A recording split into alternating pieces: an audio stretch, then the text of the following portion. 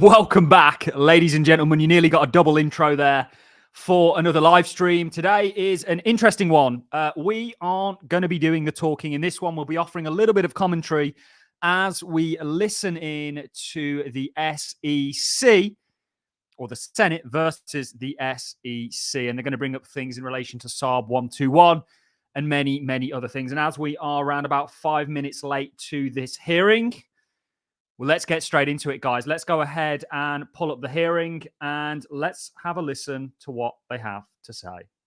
Intangible investment asset.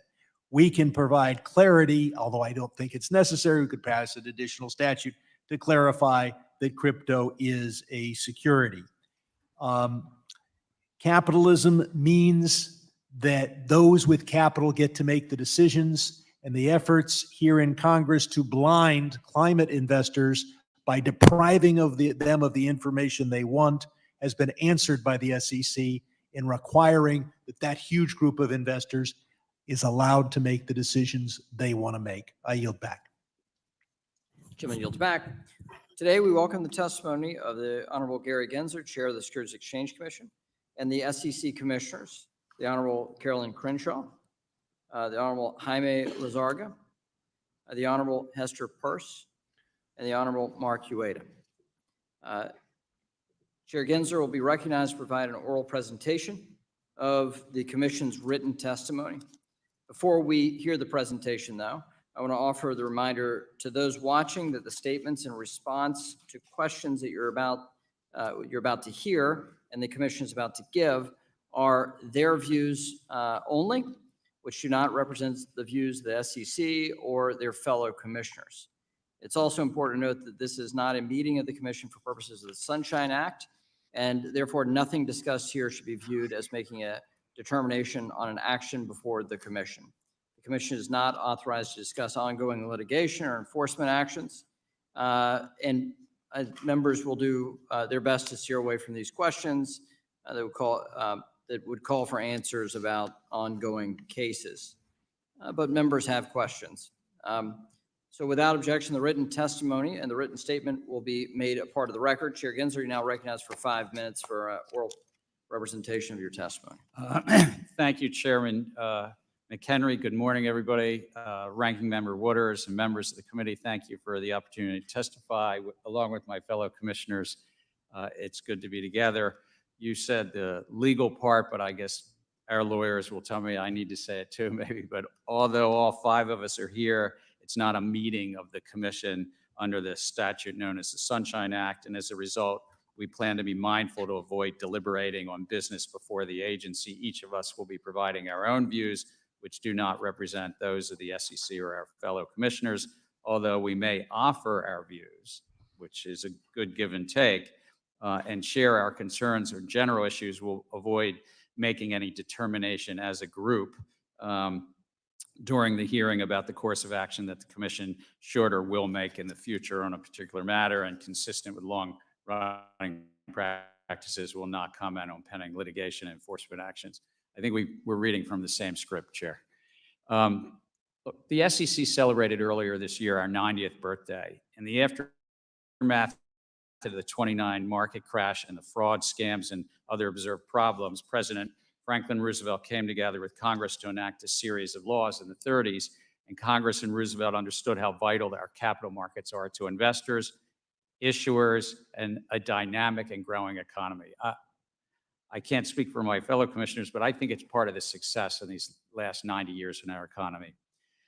Today, the SEC oversees the capital markets and works to deter and prevent fraud and manipulation, as well as help ensure that investment advisors carry out their duties to their clients and that companies and entrepreneurs can access capital they need to succeed. The SEC is a remarkable agency. We serve investors building for a better future and issuers raising money to fund innovation while overseeing the capital markets where they meet. The essence of this is captured in our 3-part mission: protect investors on one hand, maintain the markets in the middle, fair, orderly, and efficient, and facilitate capital formation. So capital formation meets investors and the markets in the middle. Today, we oversee over $100 trillion U.S. capital markets and they're the deepest, most liquid in the world. To put this in context, the assets of the entire banking system are just $23.5 trillion. So our capital markets are more than 4, almost 5 times that size.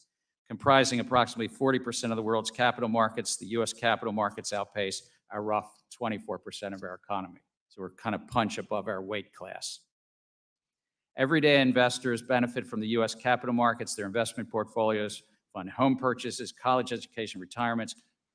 Approximately 58% of U.S. households own stocks directly or indirectly. American households, representing nearly 121 million individual investors, own registered funds. You know them as mutual funds and otherwise. Today, registered investment advisors advise 57 million clients. We're an agency that our appropriations from Congress are about $2.1 billion. We've been flat funded, as many agencies across government are. While we are appropriated, we do fund ourselves with fees on stock and other transactions, so we're deficit neutral.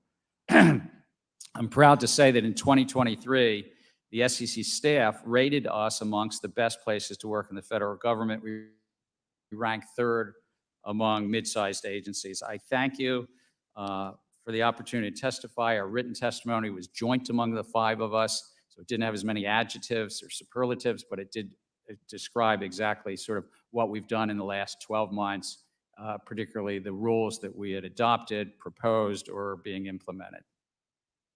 So I thank you, and I yield back. Gentleman yields back, and that is a representation of the opening statements for the 5 commissioners. We appreciate you yielding additional time back, and for the rest of the commissioners deferring. So we can get into questions. I'll now recognize myself for 5 minutes. Chair Gensler, in March, the Agriculture and Financial Services Committee sent you a letter about the regulatory treatment for Ether, the native token of the Ethereum blockchain. In the letter, we expressed concern the SEC is using different terms to describe digital assets. This includes crypto tokens, crypto security tokens, crypto asset securities, digital asset securities, and digital asset securities that are investment contracts. Does the SEC differentiate between crypto tokens and tokenized securities?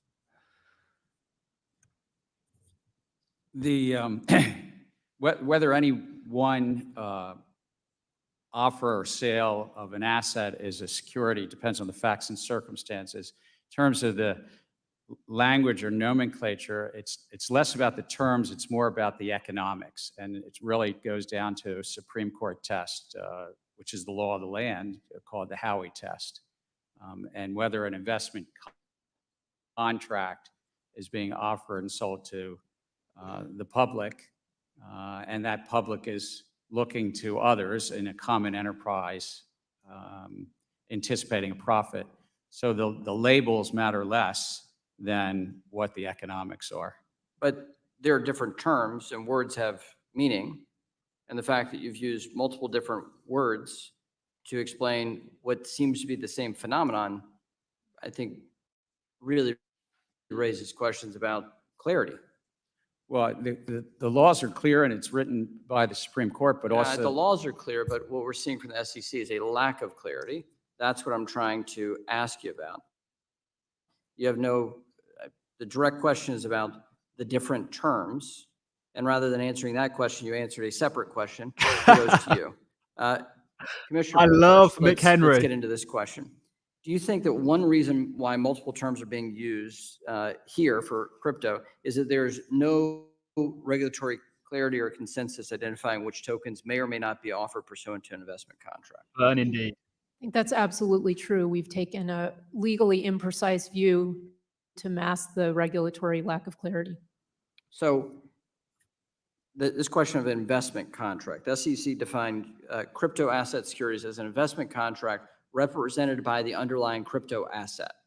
Yet, tucked away in a footnote and on an amended complaint, the SEC clarified a security is determined by the, quote, contracts, expectations, and understandings centered on the sales and distribution of a digital asset, and not that the digital asset itself is a security.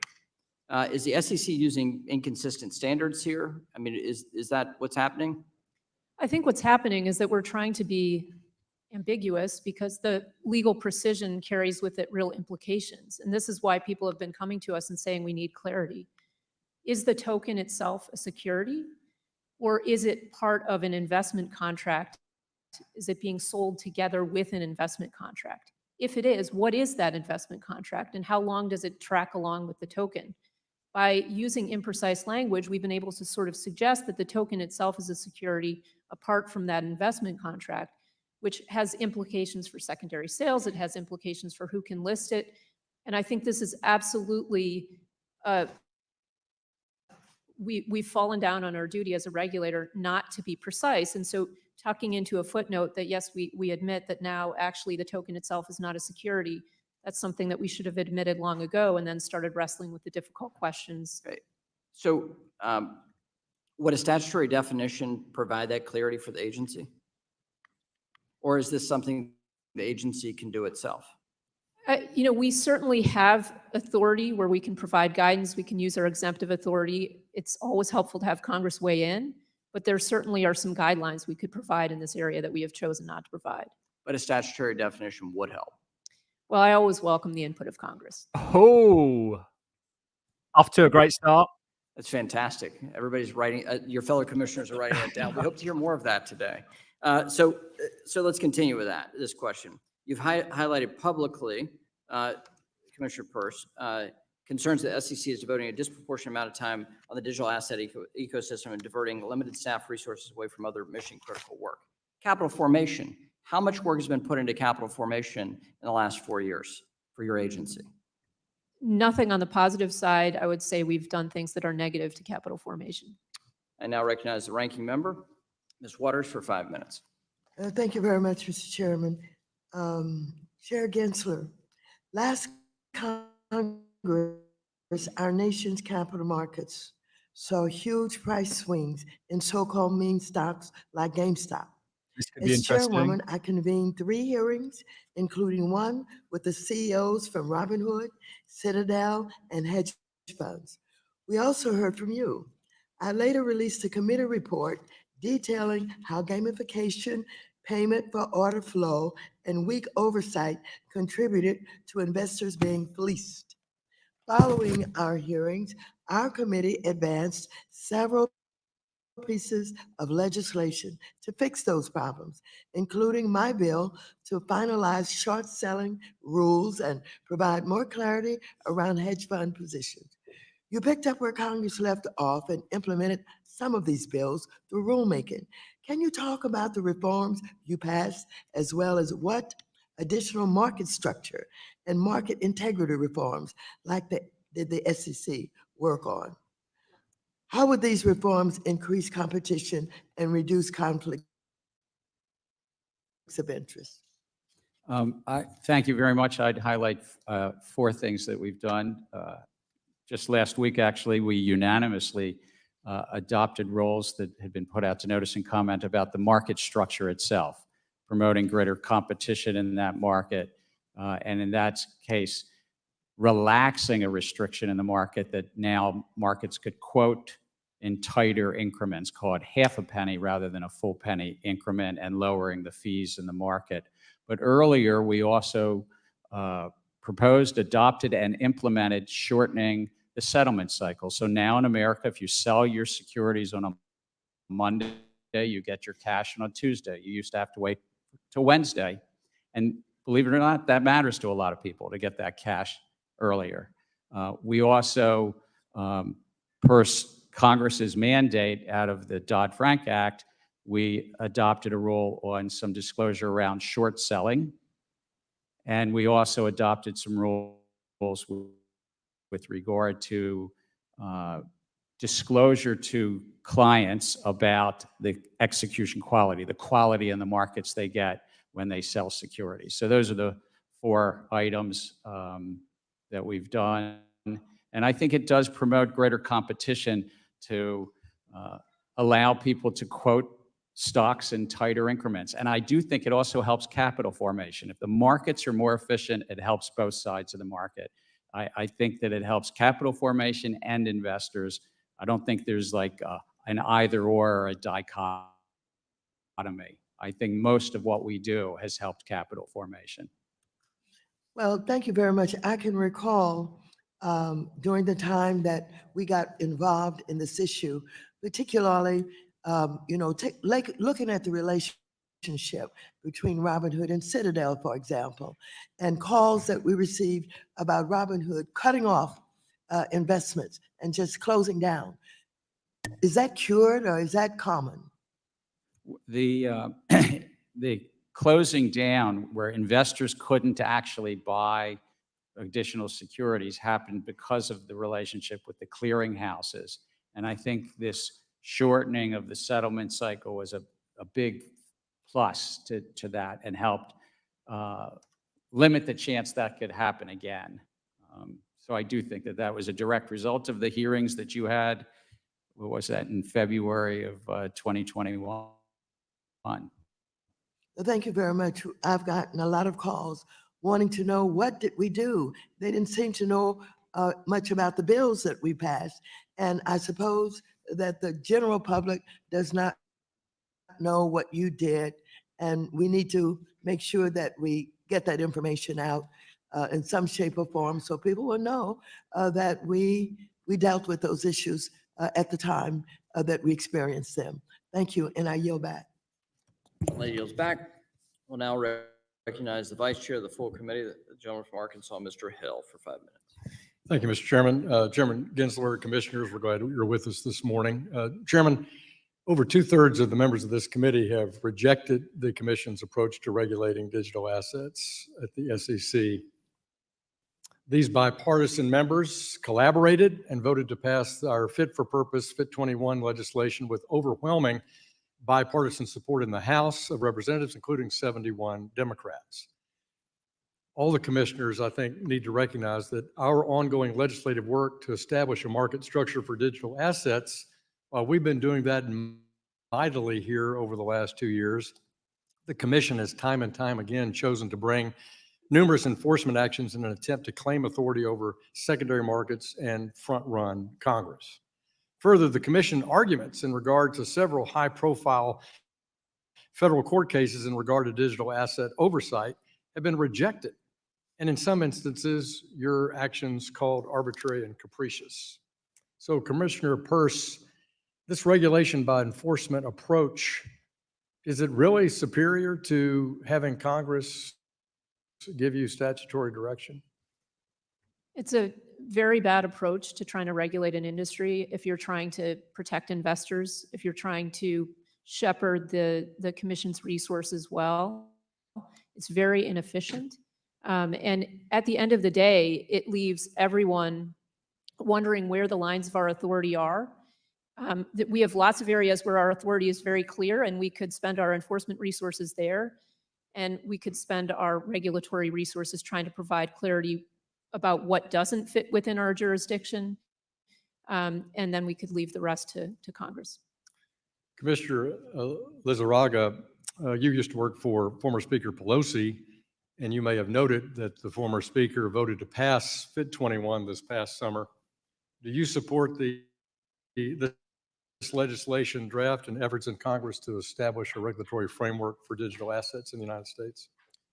Congressman, I defer to Congress on its judgment as to whether a new framework for overseeing. Do you think, sir, do you think that the existing framework that the Commission's following is the right way to go, or do you think there's a gap that could be filled by a statute in Congress? I think we're following the framework that's in place in response to violations of the law that we see in the market. So I think it's something that we're doing in pursuit of our mission and in light of the fraud that occurs in that market. And well, we all want people to go after fraud, but this is about people who are trying to do the right thing, and they find that an impossible task with this SEC. Commissioner Ueda, the Commission has failed to use its discretionary authority that the chairman noted in his opening statement under Section 36 of the Exchange Act to provide some regulatory clarity in the digital asset ecosystem. What could they have done? Pick an instance where you think that a working example of where the commission could have used exemptive relief in solving some of these challenges, either these ETP challenges, the special broker-dealer challenges, or the Howey test itself, to have just dealt with this at the commission using exemptive relief. Well, thank you. The commission has a wide range of existing tools that we could use to address the lack of clarity, whether it has to do with the status as a security, or whether it pertains to broker-dealers or exchanges or custodians of these types of digital assets. To my knowledge, I am the only commissioner in the history of the agency who's actually stood before a panel of judges in oral argument and articulated the Howey test after having filed a written brief with that court. One of the things, so the Howey test is an investment of money in a common enterprise with the expectation of profits from the efforts of others. That's from the Supreme Court. Numerous other circuit courts have elaborated what exactly that means. The commission, for instance, I'll give you one example, could have articulated specifically in the context of crypto and digital assets, how you apply this test as to whether or not it's an investment contract and therefore a security. We've done that before. For instance, to explain what fiduciary duty means under the Federal Investment Advisors Act. We have chosen not to go down that path. And right now, I've been with the commission for 20 years, or for, I'm sorry, 18 years. I've been a securities regulator for 20 years. We are now entering into our second decade of thinking about this issue. It first popped up on my Thank you, agenda. Commissioner. My time has expired. I yield back, Mr. Chairman. Gentleman yields back. We'll now recognize the gentlewoman from So New far, York, so good. Dr. Velasquez. Thank you, Mr. Chairman. Chair Gensler, as you know, Section 956 of the Dodd-Frank Act tasked you and 5 other agencies with promulgating a rule to ban executive pay that incentivizes inappropriate risk-taking at financial institutions. Even though the law gave the agencies an April 2011 deadline to promulgate a rule, we still don't have one. Since last year's banking crisis, Senator Van Hollen and I have written to you twice about this issue. 4 out of the 6 agencies have moved forward with a new proposal earlier this year, but the SEC and the Federal Reserve have not. Why did the SEC not move forward with the 4 agencies earlier this year?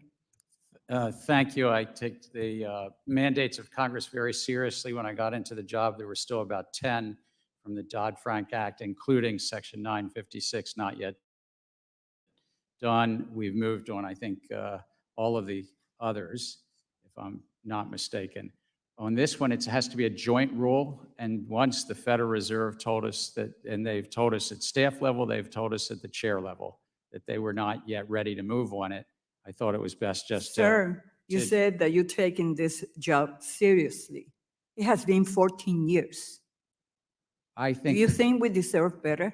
I think that the American public definitely deserve that we do this, and I'm supportive and have asked staff to work on it. So, But I understand the Federal Reserve is not willing at this time to move forward, so it was a matter of resources. On what timeline are you committed to implementing this rule? Jointly, as Congress has said, with 5 other agencies, when we So let me will ask not you- slow the Federal Reserve down. We will be What- ready whenever they're ready. What progress, if any, has the SEC made this year to propose a rule? We've collaborated and talked to all the other 5 agencies, and we can only actually propose something if joint. And so we need the Federal Reserve. If they're ready, we'll be ready. Commissioner Lizárraga, do you think it's time for this rule to be promulgated? Yes, Congressman. I recently gave a speech outlining my views about the importance of advancing this important Dodd-Frank priority. It has been a long time. And why do you think the SEC and the Fed are stalling on this The issue? reality of joint rulemaking, I think, is part of it. It is complicated, and the other component to this. We is- all know that it's complicated, but it has been 14 years. I hear you, and the one thing I was going to add, though, is that the other agencies, unlike us, don't have to conduct economic analysis like we do, so that also adds another layer of. By a show of hands, is there anyone who thinks this rule should not be implemented? Well, I will remind everyone that Dodd-Frank does not instruct the SEC or the other agencies to study the rule or inform Congress about whether they think the rule is a good idea. The law requires the covered agencies, including the SEC, to implement the rule regardless of whether or not they think it's necessary. And it's been 14 years. So I find it hard to believe that the rule is so overly complicated or needs so much analysis that it will take 14 years. As I have said before, I will continue to bring this rulemaking up at every opportunity until the rule is finalized. Chair Gensler, we continue to hear about the benefits of tokenization and have seen large asset managers like Franklin Templeton use blockchain to digitize their assets. The SEC has approved several of these products. Do you see any evidence that the savings realized by the asset issuers is being passed on to the consumer? I'm not familiar enough with any one of the projects, but regardless of where somebody stores their ledger, if they tokenize security, an equity, a bond, or an investment contract, it's important to make sure that the investors, the investing public, have the disclosures they need. But just putting something on a tokenization, on a blockchain ledger, doesn't change the economics. It's whether it's a good investment, and Thank you. we stay merit neutral on that. I yield back. Thank you, Mr. The Chairman. gentleman from Oklahoma, Mr. Lucas, is now recognized for 5 minutes. Thank you, Mr. Chairman, and thank you, Chairman Gensler and the commissioners for appearing today. I'd like to begin by focusing on proposed Rule 10B-1 regarding security-based swaps positions. And Chairman Gensler, we've discussed this proposal before, and I appreciate your willingness to engage on this rule and to meet with stakeholders. I know you're familiar with the bipartisan feedback concerning market liquidity. Chairman, would you first briefly touch on if the commission is still taking the bipartisan feedback into consideration? And I'd also appreciate it if Commissioner Peirce would offer insight on that as well. But first you, Commissioner. Yes, and your feedback was very helpful because you helped write this provision in the original bill, and I remember it because we worked together on some of that legislation. So while a comment period closed months ago, if feedback comes in, just like this discussion here, we continue to consult and consider that in this. This is about whether in securities-based swaps, there's some reporting or transparency for the larger positions to the agency, and secondly, whether there's any public reporting of that. And there was a lot of comments in the comment file to maybe look to just have the reporting to the agency and not have it public, but we're still considering that record. Commissioner Peirce. I mean, I think this project is pretty typical of a lot of rulemaking projects at the SEC. We go out with something really broad and very onerous and lacking the data to form the basis for it. And then we get comment back saying, hey, this is unworkable. It's going to have really adverse unintended consequences. And we pull back. And so we're thinking about it now, and I don't know where we'll come out. But I will say if we get it wrong, then we really risk roiling the markets. And so I hope we will take that consideration into account. The SEC recently made significant reforms to Treasury clearing, which plays a vital role for financial markets in the U.S. economy. Market participants have expressed the need to extend those timelines for implementation to be successful. Chairman Gensler, has there been consideration given to adjusting this timeline? We worked very closely with the U.S. Department of Treasury and the Federal Reserve on what was when we adopted this, about a 2.5-year timeline. This is a vital market to the U.S. taxpayers, a $28 trillion Treasury market, and it's really to bring greater efficiency, meaning lowering the cost, and lowering the risk, resiliency through central clearing. The first timeline is on track right now in March of next year for what's called customer clearing. The ultimate timelines go all the way through June of 2026. Commissioner Peirce, could you offer your perspective on Treasury clearing timeline? So I didn't support the rule because I thought we could have taken a more measured approach, but now that the rule's in place, I'm committed to as sound implementation as possible. And I think we should be open to the idea of extending the timelines. And also we should be working closely with industry and other regulators to make sure we're getting this right. I've called for setting up a task force to really throw ourselves into the implementation process. And then that will put us in a place to know whether we need to extend timelines. As many of my colleagues have discussed during the past several years, the volume and scope of the SEC rulemakings have been of concern. The two examples, the custody rule and the predictive data analytics rule, both presented major challenges to the market and both seem to require major revisions to address the unintended consequences. Commissioner Uedea, could you discuss how the commission could better catch these unintended consequences? One common tool, which we have and other fact-finding type activities that would lay a better predicate before we issue an actual proposal.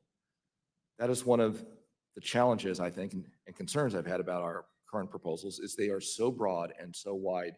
We have the proposal itself, but many times we'll have dozens, if not scores, of permutations and combinations on that. When you have multiple rulemakings all at the same time on different subjects that affect the same entities, it's really hard for them to give us thoughtful feedback on that. So this is one where it's a bit like, I think the saying in construction, measure twice, cut once. We should think about doing the same thing with proposals. Thank you, Commissioner Uedea. Yield back, Mr. Chairman. Gentleman yields back. We'll now recognize the gentleman from Missouri, Mr. Cleaver, for 5 minutes. Thank you, Mr. Chairman. Mr. Chairman, well, all of the guests here today, some of you may have been told when you were kids that paranoia is bad, and that we need to avoid that. That it's just stuff going on in our heads. But I learned when I was a kid that bad stuff does happen that you thought about, and so therefore I reject any attempt to convince me that I should not be paranoid about AI. It is a major concern. And I don't know if any of you saw that movie called iRobot. It ought to be required reading for everybody with the SEC and our financial agencies. If you look at the movie again, you probably missed it the first time, but if you look at it now, you're going to find out that all those robots were white. And I was thinking, Will Smith should have gotten a couple of black and brown robots, but that's just damn. I know that you. I never thought about that. Somewhat concerned, Mr. Chairman, and I agree.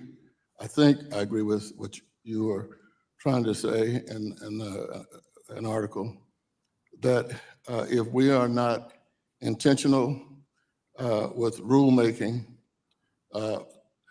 we could set ourselves up where powerful AI systems could dominate human decision-making. What should we be doing as it relates to AI? I think it's one of the most transformative technologies of our times, but I share your view that it presents challenges. I think of another great movie. It was a romantic comedy, not iRobot, but Her.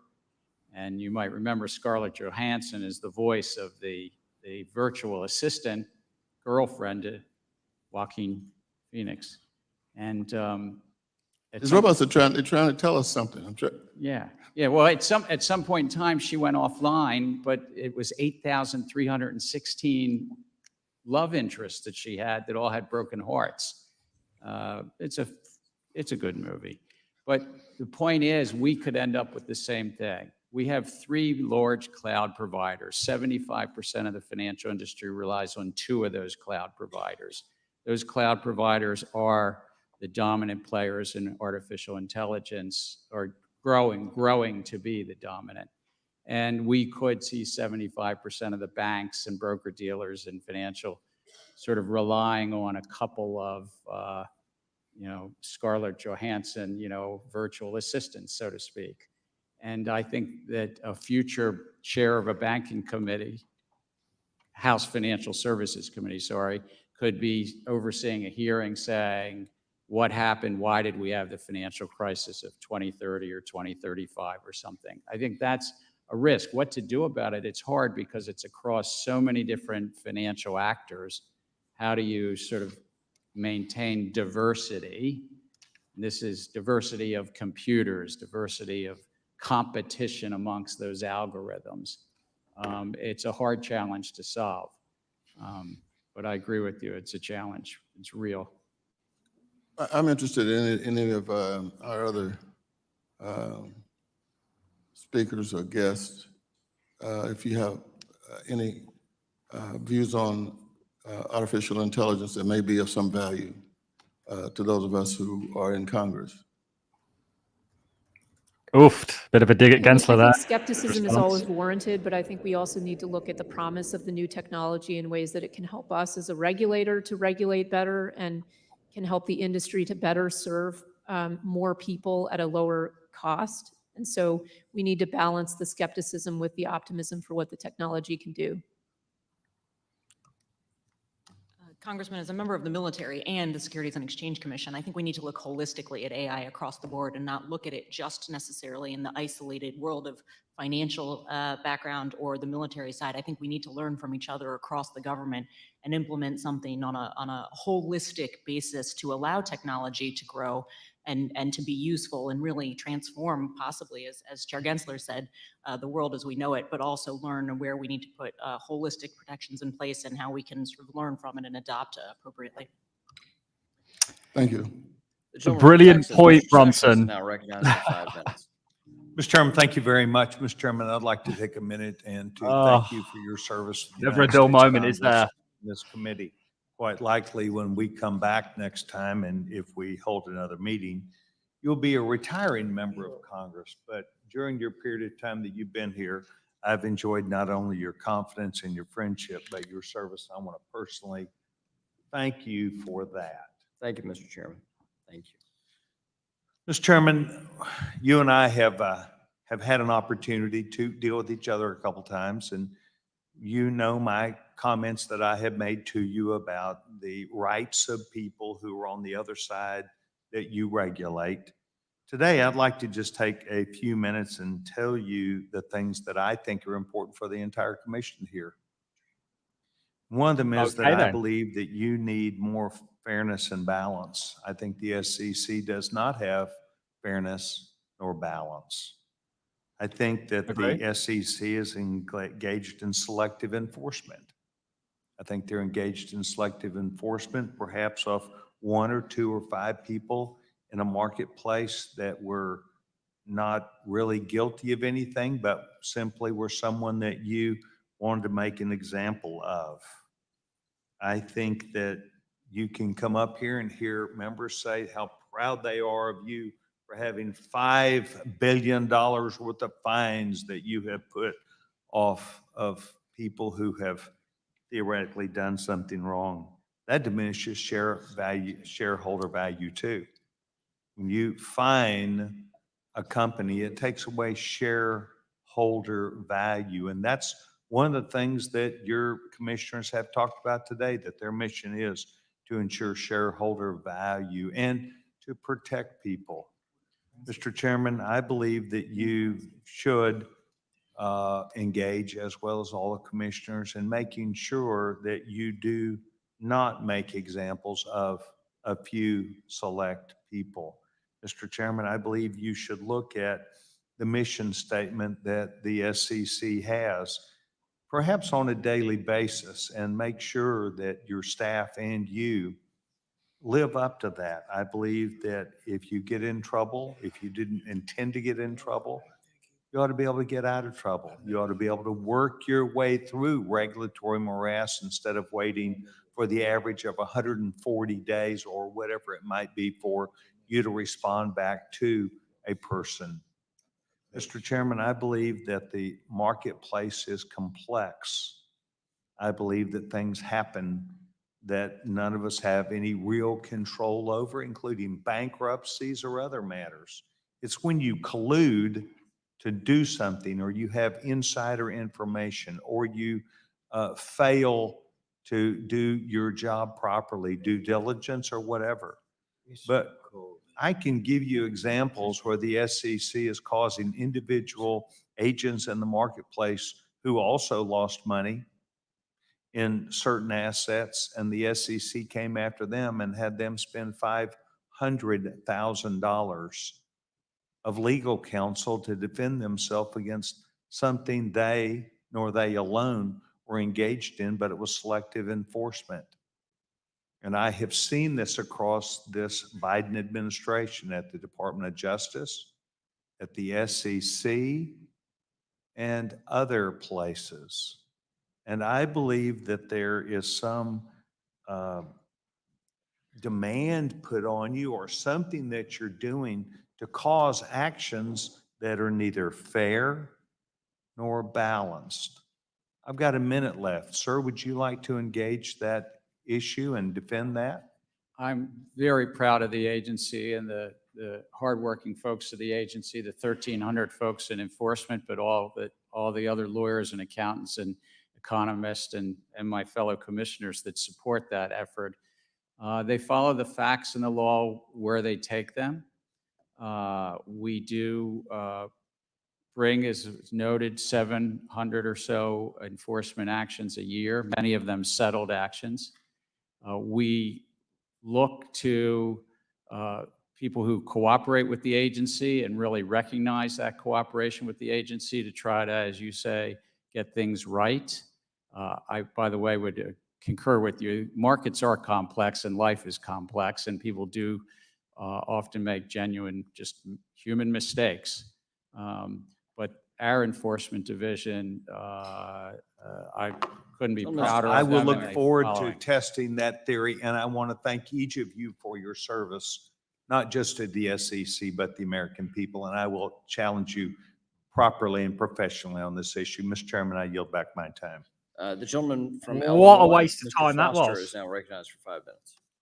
Thank you, Mr. Chairman, and to our witnesses. Price discovery is critically important to the success of our capital markets, and it's really foundational to investor confidence.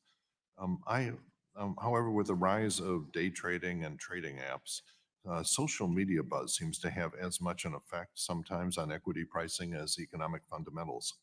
This concern gets amplified when the social media is swamped by inauthentic AI-generated bot accounts that the social media platforms seem unwilling or incapable of identifying and removing. It is obvious that manipulative misinformation can have long-lasting impacts on companies' reputations and their ability to raise capital. And perhaps abusive short selling is the most obvious example where this could happen. Chairman Gensler, do you think that revisiting short selling regulations is necessary to prevent this sort of manipulations that can happen on social media or other false claims injected into fake media sites, various kinds of inauthentic, often AI-generated speech? Let me start with artificial intelligence and then go to the short selling, if I might. But I think fraud is fraud, and whomever deploys a model has a responsibility to make sure that they're not using that model to defraud the public, manipulate the markets, as you say. But I think it will be an interesting challenge over time, whether this committee or judiciary committees across government will have to sort of address this concept of the state of mind and what's the lawyers call scienter. Is the model thinking the human that deploys them, I believe, has certain responsibilities, but that may play out in Congress as well. I think in terms of short selling, it is an important part of the markets. This is a very important part of price discovery. that we in our capital markets, somebody can express a view that a stock will go up and somebody can express a view that it's going to go down. What's critical is that people are not trying to make false claims, lie to the public, manipulate markets. And so the issue is the anonymous AI-generated trash that's appearing on social media and our inability apparently to stop it. And that's very different than an opinion letter in the Wall Street Journal where everyone knows who's involved. It's a very different. And I can only speak for myself, but I contend that that individual who deploys the model has certain obligations to ensure that that model is not making false claims, misleading. If we can figure out who they are.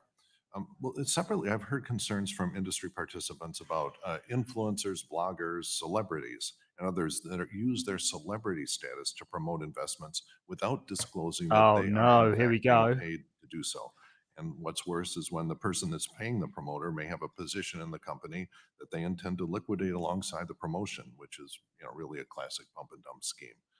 There's been some high-profile examples recently in the crypto space, but I understand there may be issues in just the over-the-counter markets as well, where smaller companies raise capital. Can you say something about that?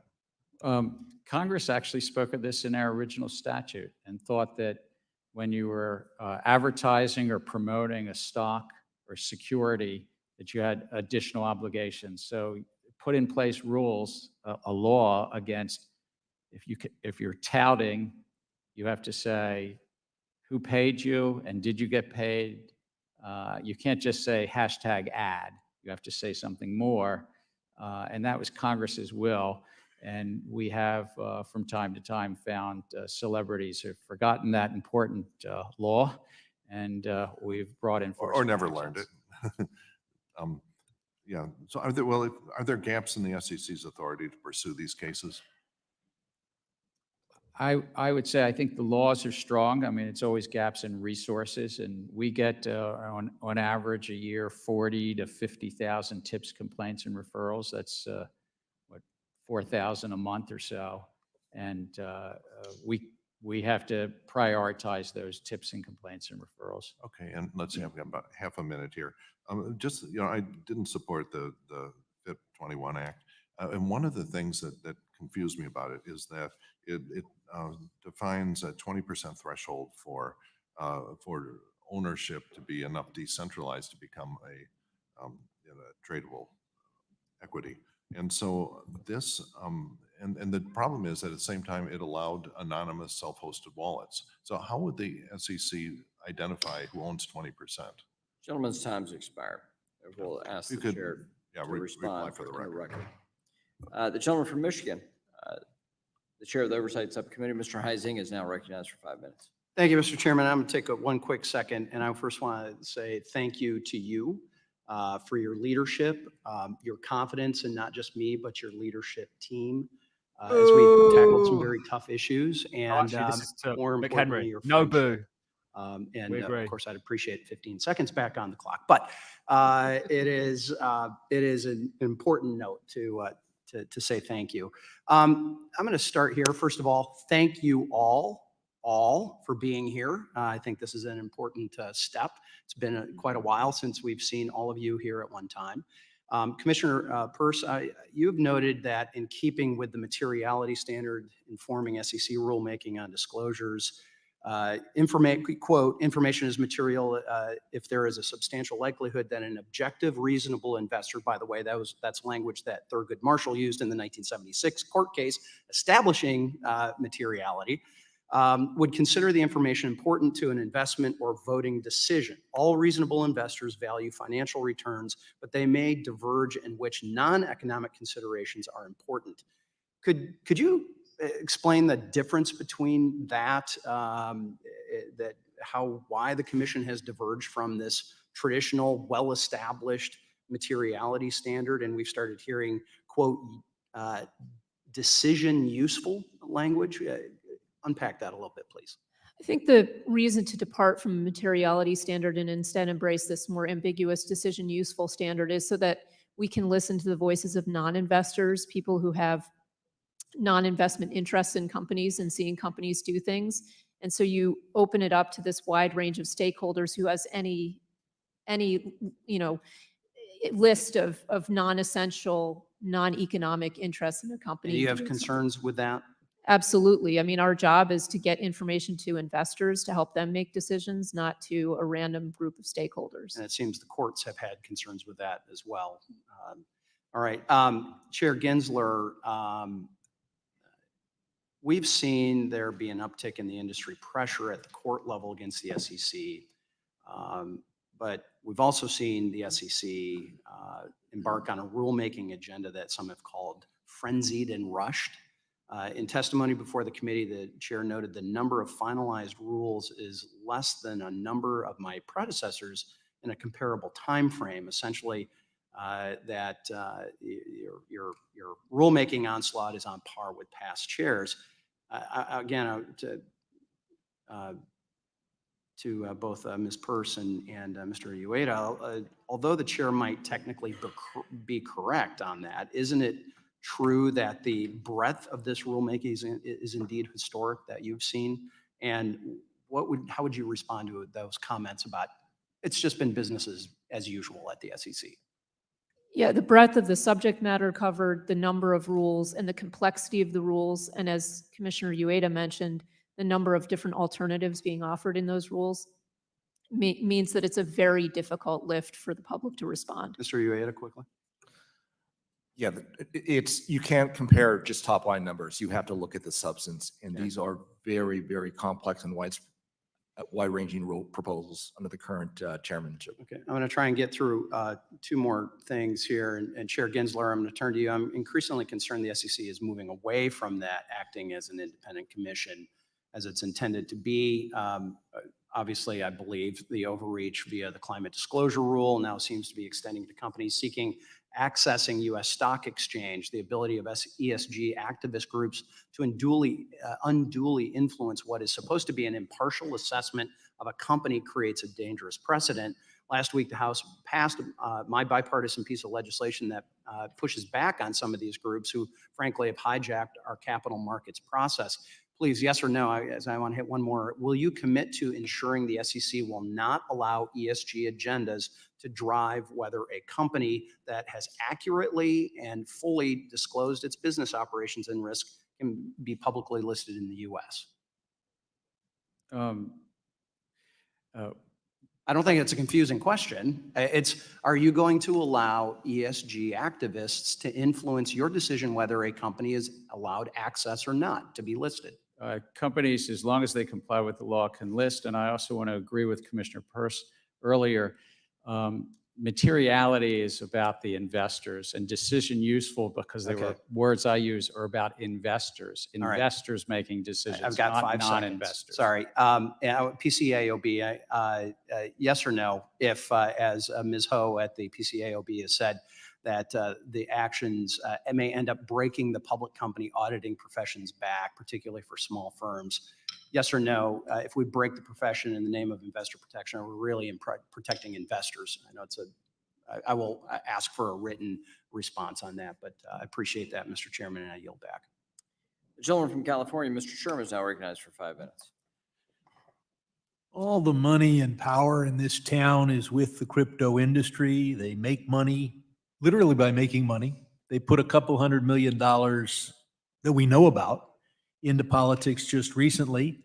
And of course, I say that we know about because crypto's one magic skill is the ability to hide money, hence the name cryptocurrency, which means hidden money. And if you look at our campaign finance laws, there's no way for to enforce them when a politician accepts crypto and has really no idea where that money's coming from. Here we go. Thank you for standing up to crypto. Thank you for standing up for the rights of those investors who care about the environmental impact on their investment. And let me point out that many courts' decisions have basically come down to materiality is decision useful information.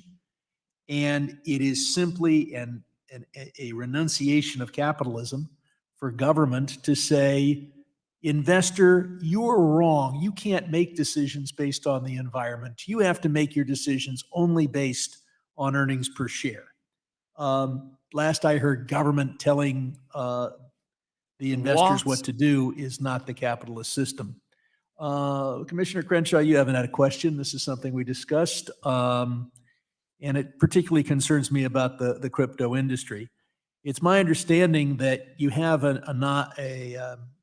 ethics rules so that if you leave the commission, you can't lobby the commission for the people who are paying you for another 2 years. Now, we know crypto is trying to influence Congress, but there are hundreds of us. It's very inefficient. There are only 5 of you, and frankly, they don't really want to influence us. We want to influence you.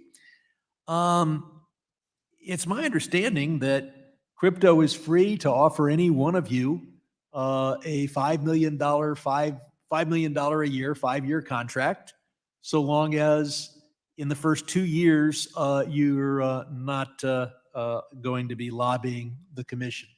Do I have that right? Is that the rule? Or I'm not suggesting any career changes here, but are the rules so loose that any commissioner could take a $5 million a year contract from crypto? I believe they could take a job at a crypto entity, and there are ethics restrictions in place. And the ethics restrictions don't differentiate between a $250,000 a year job and a $50 million a year job. I don't believe so. Well, maybe you'd want to propose at least some limits on what those jobs could do. In the name of capitalism, by the way. I'm concerned, Chair Gensler, about Webull and others who might have investor information in China. Is the commission going to do anything, especially in light of our concerns here about TikTok, to make sure that when investor data is in the hands of, say, a brokerage firm, that it is not accessible to the Chinese Communist Party? Whether a brokerage firm is owned by Chinese or Americans or Europeans, they have to comply with our laws and they have to protect information, customer information. But does that, as a practical matter, are they free to comply with those laws by storing the information in China? There might be cheap data storage available in Shanghai. No, I believe so. As long as they comply with our laws, they can store it in any geography. Well, I would hope the commission would look at a requirement that understands that in reality, if it's stored in Shanghai, it's not protected from the Chinese Communist Party. You should require that the data not be stored in China. And I want to commend you for withdrawing, and I know you're going to be republishing rules on swing pricing, liquidity rule, safeguarding the safeguarding rule. I think you've really listened to Congress. I think those rules needed change. On the other hand, I want to commend you for the rules giving climate investors the information that they need and deserve. I want to point out, as you look at the safeguarding rule, that do you see any reason why that would have to deal with the safeguarding of real estate? I mean, it's hard to move and the county records are pretty clear. Are we worried that would we need the safeguarding rule to cover real estate? Again, we put something out for comment. We got a lot of feedback, including around real estate, and I've asked staff to take all those comments in and make a recommendation to the 5 of us on how to move forward on, in essence, reproposing, taking in consideration the scope of the assets, for instance, this real estate, but also the requirements. There were many comments about the requirements and whether to do that which Congress had originally laid out in Dodd-Frank on this. The gentlewoman from Missouri, the chair of the Capital Markets Subcommittee, Ms. Wagner, is now recognized. Yes, thank you, Mr. Chairman. Commissioner Peirce, the SEC continues to extract huge settlements for enforcement cases relating to, I'm going to call, off-channel communications. Firms have paid a combined total of over $3 billion in fines as part of the overall sweep. Has any fraud or customer harm been found, and what is the SEC basing these fines on? It certainly has become a cash cow for the SEC, and so the typical case is not based on fraud or any evidence of a problem other than a record-keeping problem. Now, that's a serious problem, but I think we need to address it not through enforcement first, but through regulatory work that involves working with people on the outside the industry and so forth to try to figure out how to make these rules workable and also effective for our No regulators. fraud, no customer harm. Why didn't the SEC issue a risk alert during COVID, for instance, when it knew that the whole world was becoming more reliant on using phones for communication during this time of abrupt, forced remote work? Why did the SEC wait and I play would have took gotcha masterclass to the after problem the for fact sure. with enforcement actions? Yeah, I mean, I think you point out that a lot of this probably did stem from the It fact did. that COVID changed the world and the way we do things. And that's why we should have taken a regulatory approach first. And then for people who were outliers and bad actors and were defying the rules, we could have brought enforcement action. Over $3 billion. It's quite the cash cow. I'd like to enter, Mr. Chairman, into the record the dissent that Commissioners Peirce and Ueda released today Without objection. regarding this. Commissioner Ueda, pardon me. Retail investors are statutorily allowed to invest in private investments, including private funds via closed-end funds, which are subject to important protections under the Investment Company Act. However, SEC staff, through informal guidance, whatever that is, and not rulemaking, has prohibited a closed-end fund from investing more than 15% of its net assets in privately offered funds, unless the closed-end fund's shares are available only to accredited investors. Private funds have grown enormously in number and variety, sir, in the past 2 decades, but ordinary investors are unable to invest in them. That's why I sponsored bipartisan legislation, along with Representative Meeks, the Increasing Investor Opportunities Act, to overturn the informal SEC staff position and allow closed-end funds to more fully invest in private funds. Earlier this year, this important legislation passed the House with significant bipartisan support. Why has the SEC permitted its staff to deny everyday ordinary retail investors the same opportunities for investment returns from alternative asset classes enjoyed by affluent investors? I find the position taken by the staff to be frustrating. Those staff positions are under the control, though, of not the commission, but whoever serves as chairman. One thing we've learned is that diversification matters, particularly for retirement investors. Yes. For 2.5 years, I was a state securities regulator. Therefore, I'm a member of CalPERS. My portfolio at CalPERS looks very different with its allocation to private equity, venture capital, and private credit than I can ever obtain as an ordinary worker trying to seek to save money through an IRA or a 401k plan. So you're obviously concerned about the SEC staff position? I'm sorry. You're concerned about this SEC Yes, I staff am. position? And should retail investors have access to these investments through regulated products such as closed-end funds? I think we need to provide those opportunities to retail investors. Yes. Yes, not just the rich and affluent. There's bipartisan approach to the SEC swing pricing proposal. We've heard a little bit about it. Industry commenters have claimed that the proposal is both unworkable and harmful for retail investors. And even the Consumer Federation of America opposes the proposal. Let me just say, Chair Gensler, did you still intend, because I'm not clear on this, to advance this swing pricing rule in the face of overwhelming opposition? Sir. We got a lot of comments, as you mentioned, about the challenges of that rule. Also, I want to note that the banking regulators oversee about $6 trillion of collective investment trusts. And what we've said, and what I've said is, until we see what the bank regulators do, I think All right, so it's still not clear. Hold on this. I would say to Mr. Sherman and others that oppose it greatly, along with 2 of your commissioners, a reproposal cure has got fatal flaws too. So I yield back, Mr. Chairman, as my time has expired. The gentleman from Massachusetts, Mr. Lynch, is now recognized for 5 minutes. Thank you, Mr. Chairman. Very quickly, I understand, Mr. Chairman, this could be one of your last hearings as a member of this esteemed body. And I just want to say that while we spend most of our time arguing, I still regard you as a good and decent man, and I'm pleased to have served with you. I also have to confess that there are a handful of your Republican colleagues that I wish would leave Congress. However, you are not among them. You are not among them. So thank you for your service to Congress. Really appreciate it. Chairman Gensler, Mr. Larranaga, good to see you again. Welcome back. Welcome back. Mr. Chairman, so on September 3rd, 2024, let me shift over here.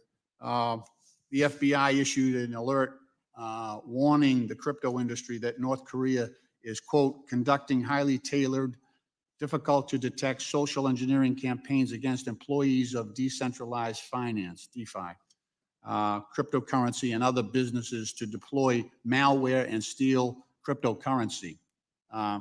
The alert specifically noted that North Korea has, quote, conducted research on a variety of targets connected to cryptocurrency exchange-traded funds, which suggests ETFs may be a target of North Korea soon.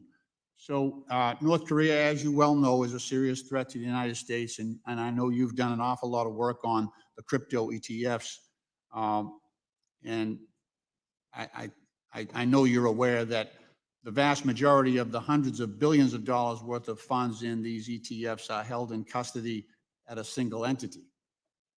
And just the structure of this, doesn't this put investors' funds, unlike the traditional financial system, doesn't this put investors' funds at serious risk if there is a breach, a cybersecurity incident? It is one of the sort of structural challenges with crypto itself, that it's stored on this irrevocable ledger, that if somebody takes a hack and is able to take it, and so the concentration could be a risk, and that's why competition is good as well. I know there's other service providers that are looking to provide that service to custody that crypto as well. It's ironic that, this is supposed to be a decentralized system, but we have this concentration that introduces so much risk in the system. No, it is most definitely. Finance tends towards concentration, but crypto field is not immune to that. There's quite a bit of concentration. That FBI alert that went out also noted it was attached to a whole report that talked about $4 or $5 billion of investor harm that had happened just in the last year as well. Right. The other piece of this related to that is the way the stack works. So you've spoken before about the risks of the vertical integration of crypto, where we have, for example, you get a single entity should not be acting simultaneously as an exchange, then a broker and a dealer and a custodian, because that puts customer funds at risk and presents conflicts of interest as well, as we saw with FTX. Can you talk about that? Can you talk about why these are concerns, and do you take issue with the proposed market structure legislation under FIT 21 that's been introduced, and what changes you might suggest? Look, I think one of the hallmarks of our capital markets have been that stock exchanges are separate from broker dealers, that they each make money, they each have an important role, but that conflict is not mixed. We wouldn't have the New York Stock Exchange actually operating a hedge fund, operating the dealers on the floor as well. They're kind of separated.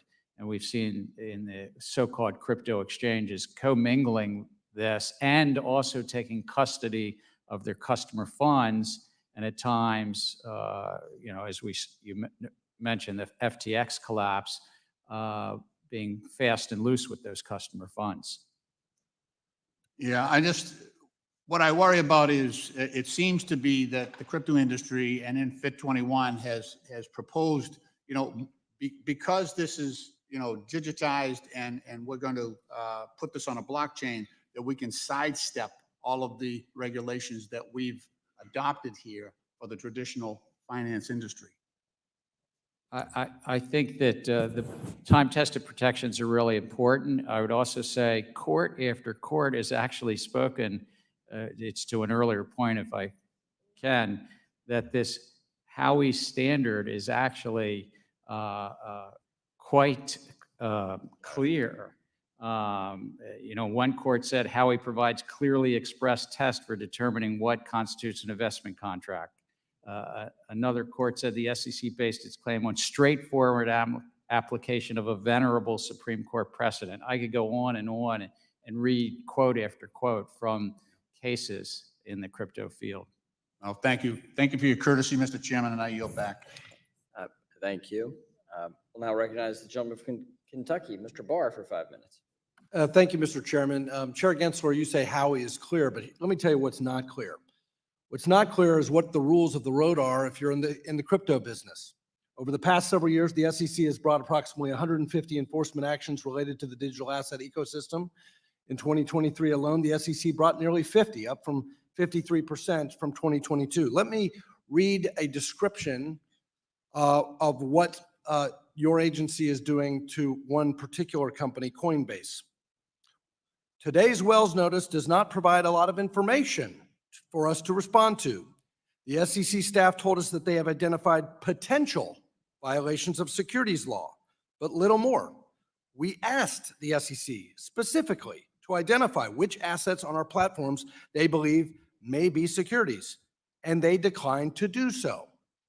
Today's Wells notice also comes after Coinbase provided multiple proposals to the SEC about registration over the course of months, all of which the SEC ultimately refused to respond to. So Coinbase repeatedly, 30 times, tried to come in and register with the SEC, and the SEC refused to respond. They then submitted a petition for a rulemaking, which was rebuked, which was completely ignored. Then the SEC identified potential violations in a Wells notice, but refused to identify what those were. Howey, in your mind, is very clear. What participants in the crypto space are telling us is that this is totally unclear. Commissioner Peirce, is this moving target, is this lawlessness by the commission conducive to investor protection? No, it's not. Chair Gensler, I think we need not only FIT 21, but we need an SEC that actually establishes rules so that everybody knows what they are and enforces those rules instead of making everything a moving target and refusing to respond to requests from investors and providers of crypto assets what those rules are. But I want to move to another question really quickly. Over and over again, your administrative actions have been invalidated by the courts. And we've seen it in the proxy advisory rule, the private funds disclosure rule, the debt box example, the stock buyback rule, Grayscale, Ripple. Over and over and over and over again, your administrative actions have been struck down in federal court.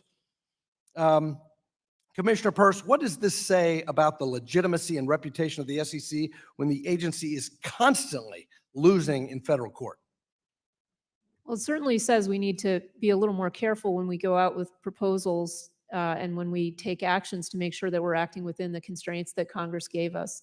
And these are things that in many of these instances, private fund rule, advisor rule, for example, we knew ahead of time that there were legal questions about whether we had the authority to do what we did, but we moved forward, and this is not good for our institutional integrity. Well, it's in administrative law files, violation of the APA, arbitrary and capricious actions, but let's go to the basics. The basics is statutory authority. And now we have West Virginia versus EPA and Loper Bright overturning Chevron.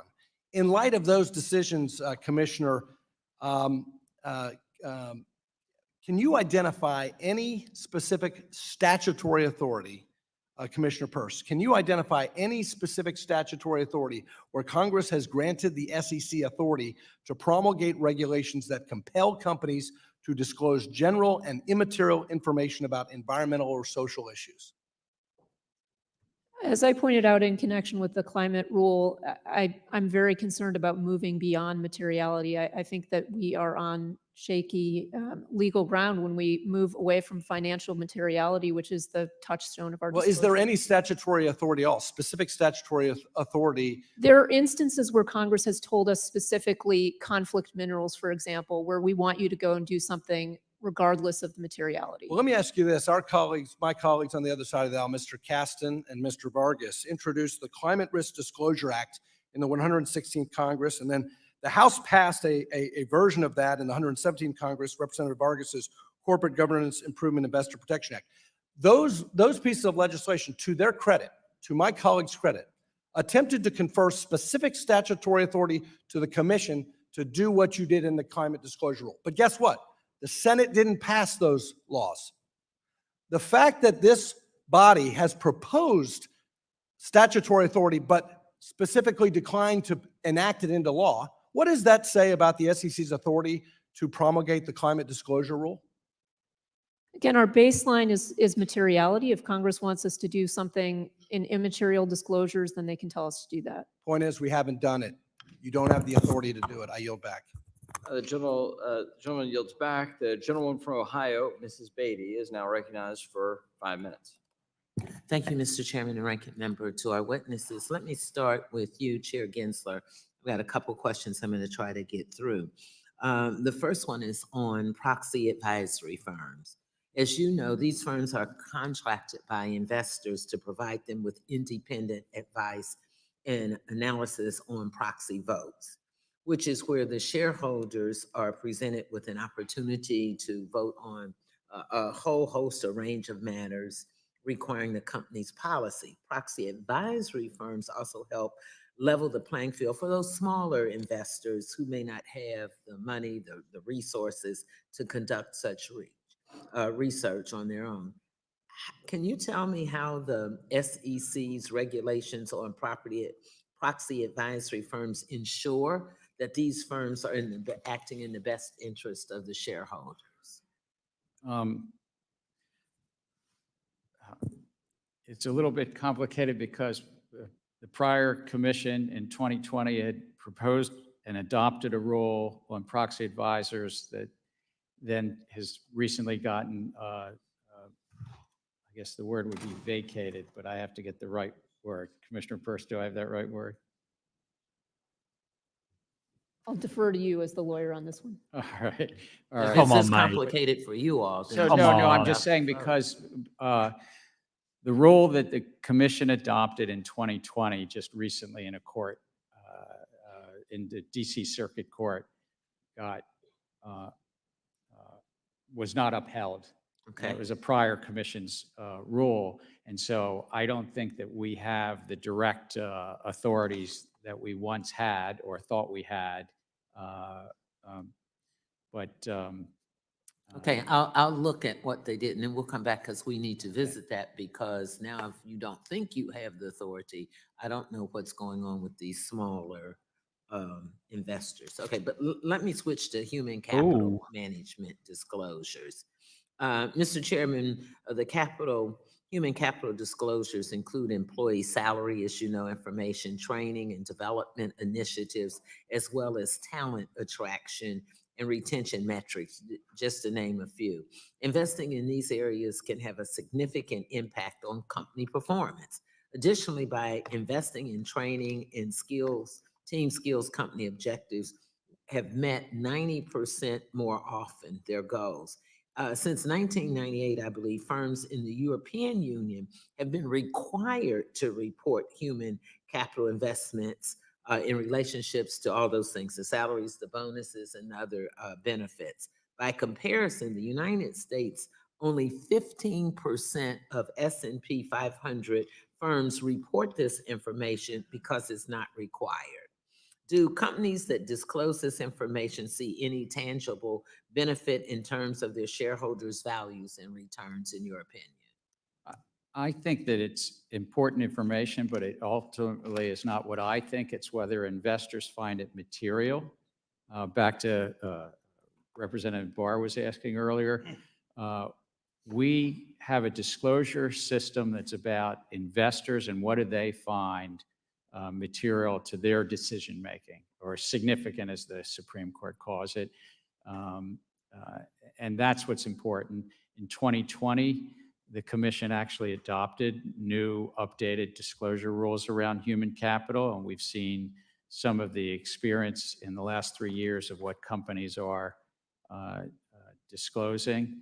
We have heard from investors that many investors that want more specific information than companies are currently disclosing. So that sounds to me like, in my opinion, that it was of some benefit. Let me go to another disclosure in my last seconds on diversity and inclusion. We heard our ranking member open with the value and I like this lady. importance of that. Across a range of studies, research shows that diverse boards lead to improved financial results. For example, companies with the highest level percentage of women board directors outperform those with the least by 53% when it comes to return on equity.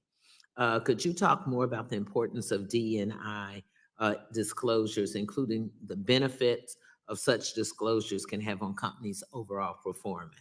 And what are you all doing to increase the disclosures with D&I? I can say this, I find that just at the SEC, it's very beneficial to have a draw from a diverse population across the U.S. And I think it's benefited our agency to have senior leadership from all parts of the American public. In terms of... Gentlelady's time has expired. Thank you. If you want to send something to us in writing about that, I'd appreciate it. The gentleman Brilliant. from Texas, Mr. Williams, is recognized for 5 minutes. Thank you, Mr. Chairman. I want to say thanks to all of you again for coming today. It's important to have you here like this in this forum.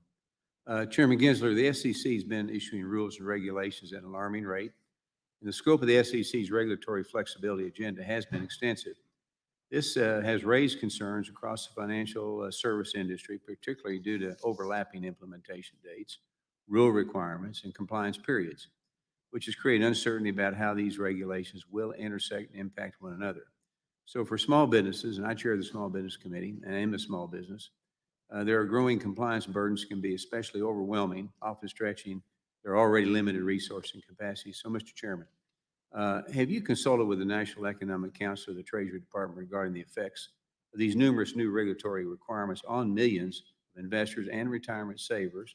And if you have, what I think feedback have Emma's they sat next to him. provided? And furthermore, is the SEC considering the significant resource strains that firms may face when required to implement these rules simultaneously? We put each of our rules out with economic analysis and also a call to small businesses to get their feedback.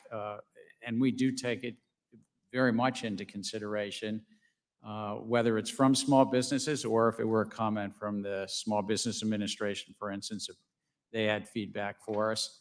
Or I think you mentioned the U.S. Treasury Department on a number of our rules, not all of them, on a number of our rules, we go to them in advance, whether it's about the Treasury markets or the capital structure. But we're an independent agency from the U.S. Treasury Department. Commissioners Peirce or Uada, do you have a comment on that? I think we consistently overlook the disproportionate effects on small businesses, and that has been very evident in our failure to use accommodations for small businesses. Occasionally, we give them a little more time, but I think we could do much more. I agree. There is a disproportionate impact on small businesses, and in some cases, there are loopholes that allow us to not consider the effects. For investment advisors, the rules say you have to give special consideration if you have $25 million or less of assets under management. Well, as it stands today, you need to have at least $100 million of assets under management just to register with the SEC. So we conveniently take the position that we don't need to analyze the effects on smaller investment advisors because we don't have them registered with the SEC under this $100 million threshold. All right, thank you. In recent years, the expense of entering U.S. public markets has skyrocketed, which the cost of doubling since the 1990s, and consequently, the number of publicly traded companies has plummeted, with many choosing against initial public offerings. So this reduction in IPO activity has diminished investment opportunities and slowed both growth and innovation. Although the SEC tasked with the fostering capital formation, its current regulatory efforts have centered on expanding complex and expensive disclosure requirements rather than tackling the obstacles that companies face in going public. So with over 68 regulatory actions on the agenda, not one directly addresses capital formation, which is key to market accessibility, and instead, the emphasis on more stringent regulations has made U.S. markets less appealing. So further discouraging companies from coming here, particularly small businesses, and from entering the public sector. So Commissioner Peirce, how has the SEC's focus on increasing regulatory and disclosure obligations rather than facilitating capital formation contributed to the decline of the IPO activity and the reduction in the number of U.S. publicly traded companies? You're raising such an important issue because if companies don't go public early in their lives, retail investors have a very difficult time getting access to them. There are many reasons, but regulatory burdens are one, and all we're doing is adding to that list of requirements for public companies. We're not thinking about right-sizing it, and so it is a real problem. And that's why we're not seeing, one of the reasons we're not seeing companies go public. Limited time. Another favor of the SEC's under Chairman Gensler has been the inadequate consideration of opposing viewpoints in the agency's regulatory agenda. This practice is particularly risky because excluding diverse input can lead to regulations that lack real-world analysis and overlook how they might proportionally impact smaller firms, limit investment opportunities, and raise the cost for market investments. So it's crucial for any regulatory agency to actually seek and incorporate feedback from all stakeholders to fully understand the potential consequence of its actions from every perspective. So limited time, Commissioner Uada, how does the SEC's tendency to push forward major rulemaking without adequate public input increase risk for investors? That's been, I think, the biggest problem with all of these overlapping, complicated rulemakings. We're not getting the input we need to make a good decision. Yield my time. The gentleman from California, Mr. Vargas, is recognized for 5 minutes. Thank you very much, Mr. Chairman. I want to thank you and the ranking member for convening this important hearing, and I want to add my voice to the chorus of those who have been saying thank you for your service and your fairness. I think you've treated all of us very fair, and I think it is a big loss to this institution that you're retiring, but of course, we all wish you well in whatever your endeavors are after this. So again, thank you. I'd also thank the commissioners, the chairman and the rest of the commissioners for being here and for the service for your country for the past 90 years. The SEC has been fulfilling its stated mission of protecting investors, maintaining fair and orderly and efficient markets, and facilitating capital formation. Under your leadership, we've seen increased transparency for investors, increased accountability for those committing fraud. This makes it so investors get to decide which risk they would like to take, so long as the public companies hold up their end of the bargain by providing full, fair, and faithful disclosure. But I want to blame all of you, and in particular, Chairman, I want to blame you for a very boring meeting today. Very boring. And there's a reason for that. And the reason for that is there isn't the whole gaggle of reporters and camera people here in the front, because you've done a good job. And because the markets are doing well.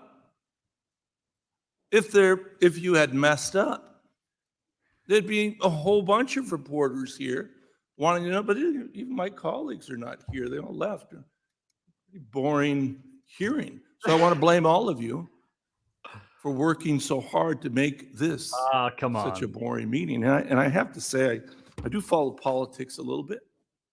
And I heard the 2020 election, or something like this, a prediction. The stock market will crash if Biden wins in 2020. By the way, do you know who made that comment? You don't have to answer. I think you know who made that comment. And now that same individual says, if we lose, we're going to have a crash like you wouldn't believe. And went further, the largest stock market crash we've ever had. I take it he's not voting Trump then. I don't think that's going to happen either. Other predictions didn't seem to happen. But again, it's because you guys have done a very good job. And it's interesting here listening to you, because I normally read about you. I don't get to see all of you in person. There's a difference of opinion, clearly. And it's well articulated by all of you. And I think that that's healthy. And that's what we should have. None of you, unless I'm not aware of it, do any of you want to close down the SEC? Are any of you threatening to? Mr. Chairman, are you threatening to close down the SEC? No, I think it was a great creation of Congress, and it's helped the American public. Yeah, of course. And this is the way things are supposed to work in America. And I do still believe that we are the best hope for the world, really, to have a fair and just world when we can have discussions that are reasonable. I know they try to parade the horribles here earlier, but no one took the bait because the truth of the matter is that the markets are working well. Where is the Dow Jones, by the way? Commissioner Peirce, where is the Dow Jones today? Do you know? Well, I haven't looked today, but I mean, the Dow Jones is doing well if we're looking at numbers. But I do want to say we get along very well as a commission. We work very well as a commission. We can't measure the success of the agency by where the stock market is, but I think we do have tremendous capital markets in the U.S. and we really need to preserve them, and that's what we're all fighting to do. And I think you do it very well. You're eminently brilliant, as are the rest of your commissioners. And I think you guys do a good job. I do want to get, I needed to say that because, again, like I say, my colleagues try to figure out, how to make things sound bad. But the truth is the economy is doing pretty well, especially after going through a pandemic, especially after all of the problems that we've had in the world with conflicts. The United States has been doing very well. I do want to talk, though, about environment, because I do think that the rule that you've adopted is a very good one, but you didn't go far enough. And we have difference of opinions. Did you have the authority to do that, Mr. Chairman? Promulgate and ultimately adopt the rule that you had? I very much do think so. I think it was grounded in materiality, very much grounded in materiality to investors, not to others, solely to investors. And I want to augment something a fellow commissioner said. I think we all five do get on pretty well. We have policy differences, but that's by design. Congress wanted this to be a robust policy debate. And I've chaired a multi-member commission twice now, and I really do believe in the give and take that we have. And my time is about up. So again, I'd just like to thank all of you for your service. Thank you. Thank you, Mr. Chairman. I yield back. Thank you. And now we'll recognize the gentleman from Minnesota, the whip, the Republican whip, Mr. Emmer, for 5 minutes. Thank you. Chair Gensler, leadership comes from the top, correct? Leadership comes from a lot of things, but the top matters a lot. It's yes. The answer is yes, sir. But under your leadership at the SEC, it appears that you expect political allegiance, not just from the political appointees, but also from the civil servants you hired. Isn't that correct? It's not correct, sir. Well, sir, that's yet another deliberate distortion of the truth. The House has obtained emails between you and your now Director of Training and Markets. He interviewed with you and then sent you a follow-up email reassuring you, sir, that he aligned with your political views. So that to me seems like you expect political allegiance from the people that you hire as civil servants at the SEC. The way you hire and the culture you require encourages your staff to have loyalty to you above the law and above the mission of the SEC. Which brings us to the debt box case in Utah, where your attorneys, who no doubt heard your anti-crypto rhetoric, which is not based in law, went out and deliberately lied to a court in order to effectuate the commands from their chair to prosecute crypto companies. Chair Gensler, do you know of any other time in history where the SEC has been sanctioned by a court for material misrepresentation? First, if I might say, when we hire folks, we hire them reclaiming based my on- time, sir. The answer to that question is no, it has never happened. But let me ask you another one. Does the fact that we're talking about this today even slightly embarrass you? Look, the matters in that case were not well handled, Reclaiming and my we've said time that again. to the court. Reclaiming my time again. The debt box case should absolutely be embarrassing to you, sir. And just to be clear, the SEC had to pay with taxpayer dollars nearly $2 million in legal fees for this material misrepresentation, for this lie. You are aware of that, I'm sure. Is the debt box case the reason that why the SEC's head of crypto asset and cyber unit resigned in June, sir? No, they went to take another job. Okay, so no one in a senior level position here in Washington, D.C. has been held responsible for this complete abuse of taxpayer dollars. The SEC broke the law, your attorneys lied to the court, and no one in your leadership here in D.C. has been held accountable. That tracks. Seems like business as usual here in Washington. Okay, switching gears very quickly. It's been recently reported that Vice President Harris has finally said she'd craft clear rules of the road for the digital asset space if she becomes president. Is this your approach too, sir? Or do you think she's rebuking you because she doesn't think you've done a good enough job establishing these clear rules over the last 3 years of her administration? I think that there's laws in place. If Congress wishes to change them, they'll change them. But we are enforcing the laws, and there are many Reclaiming people my in this time. field So you that don't are think not she's following rebuking the me. laws. Reclaiming my time. Well, it's very interesting that you view your performance that way, because we have a litany of court cases, extraordinary confusion in the marketplace, and millions of Americans pining for clarity from you. You've abused the agency's enforcement tools, and you've even baited companies eager to comply with you, only to hit them with enforcement actions. You've retaliated against businesses and people who have come before this committee to talk about the next generation of American finance. And perhaps somehow, worst of all, you've made up the term crypto asset security. This term is nowhere to be found in statute. You made it up. You never provided any interpretive guidance on how crypto asset security might be defined within the walls of your SEC. Yet, you made the broad proclamation that you believe a majority of tokens are crypto asset securities. You did this, and you deliberately used this made-up term as the basis for your entire enforcement crusade over the past 3 years, only for your lawyers to retract it in a footnote to a court just last week.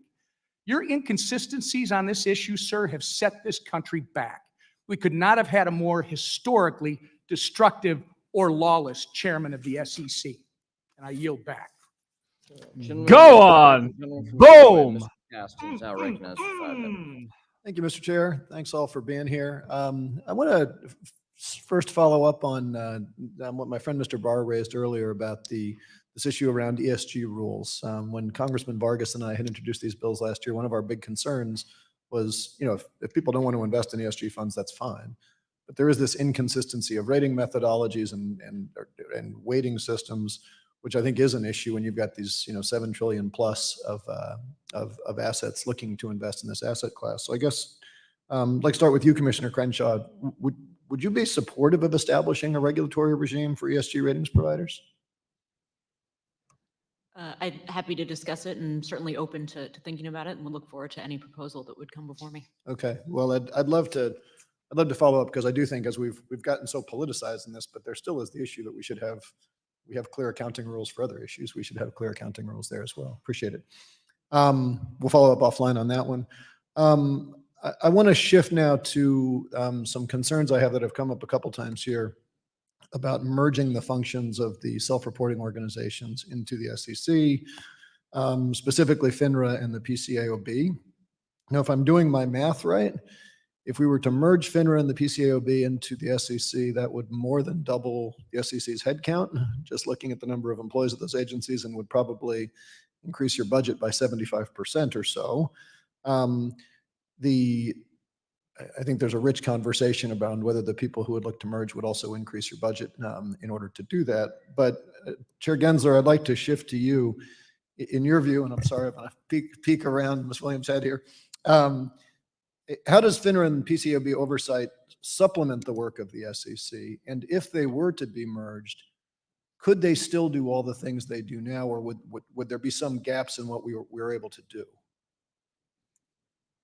I think that Congress could, of course, change this, but we have self-regulatory organizations, particularly in FINRA's case, that is the regulator, sort of the first line of regulation for broker-dealers.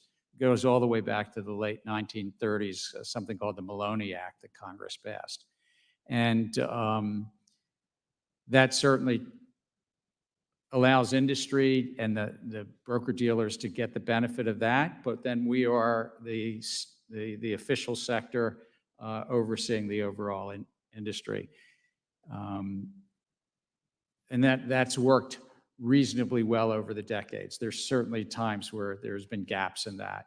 The PCAOB, great debates in this Congress 20-some years ago about taking that and moving it into an agency that was done in a trade association. The AICPA used to inspect and set standards for the auditing field, and better to do it in something overseen by this 5-member commission. Again, Congress could change that, but I think that too has its benefits to be outside of the agency. And I'm not asking you to opine on whether we could do it, but it seems to me that, as as outside organizations, FINRA has private enforcement mechanisms if broker dealers are violating the rules. I don't think you'd have that ability if you came in, right? If they were inside the SEC, could you still do private enforcement, or would you have to, subpoena information? Could you take the fifth? No, we'd have to follow federal law and do things in a way. that- Exactly. So essentially, bringing them in would make them weaker as institutions. I think it would, one of the things that might make it weaker is also the funding point that you say. So, so both PCOB and FINRA have funding models that basically tap into their members, and as in the PCOB's case, Congress approved a funding model that then we annually approve that budget as a commission. No, I share the concern. Like, we're going to continue to highlight this in part because these are lifted directly out of Project 2025. This idea that we should weaken organizations, we should put them in places where others are involved. And I'd like to unanimous consent to enter into the record President Trump's right-wing policy map called Mandate for Leadership, the Conservative Promise. Without objection or general leave. So thank you. We'll bring that in. And again, the concern, we've seen a lot of proposals that are lifted straight out of that from UDAP hearings, eliminating CFPB funding, and indeed weakening the SEC. And I want to make sure that we address those issues and understand the importance of investor protection. So thank you all for doing what you do, for being here, and I yield back. Gentleman yields back. The gentleman from Georgia, Mr. Loudermilk, is now recognized for 5 minutes. Well, thank you, Mr. Chairman. Thank you all for being here. It's a historic moment to have everyone here together. Unfortunately, we only get 5 minutes apiece. I think we could sit here for a couple of days to explore some things. If any of you have followed any of my previous questioning, you know that my greatest concern is the Consolidated Audit Trail from a constitutionality, cost, and vulnerability standpoint. Someone who spent almost 30 years in the IT sector. The fact is, it's not if you're going to get hacked, but when, and you have to have that mentality if you're ever going to be safe. However, I want to first address what I think may be some misunderstandings that some in the market have over CAT. Unlike the overwhelming majority of the people that contact me that are opposed to CAT, there is a group out there that are in favor of it. And I would like to, Commissioner Yeda, maybe start with you if you just answer really yes and no to get my understanding and maybe clarify some misconceptions that others have out there. And so first question is, does the commission ever plan to make the Consolidated Audit Trail transaction database available to the public? There is no current plan to make it available to the public. Do you conceive that it ever would be made public? It could be. That'd be up to a future commission. Okay. What about the customer account information system database containing the sensitive PII? Will that ever be made public? Not presently. Okay. The answer concerns me greatly that it isn't an absolute no, as you can understand. Yes or no, will the public be able to obtain CAT PII via Freedom of Information Act request? There are a number of exemptions that might be applicable, but that is not fully resolved or clear. So you're saying it's possible that through FOIA, you could get personal identifiable information on somebody who buys a single stock?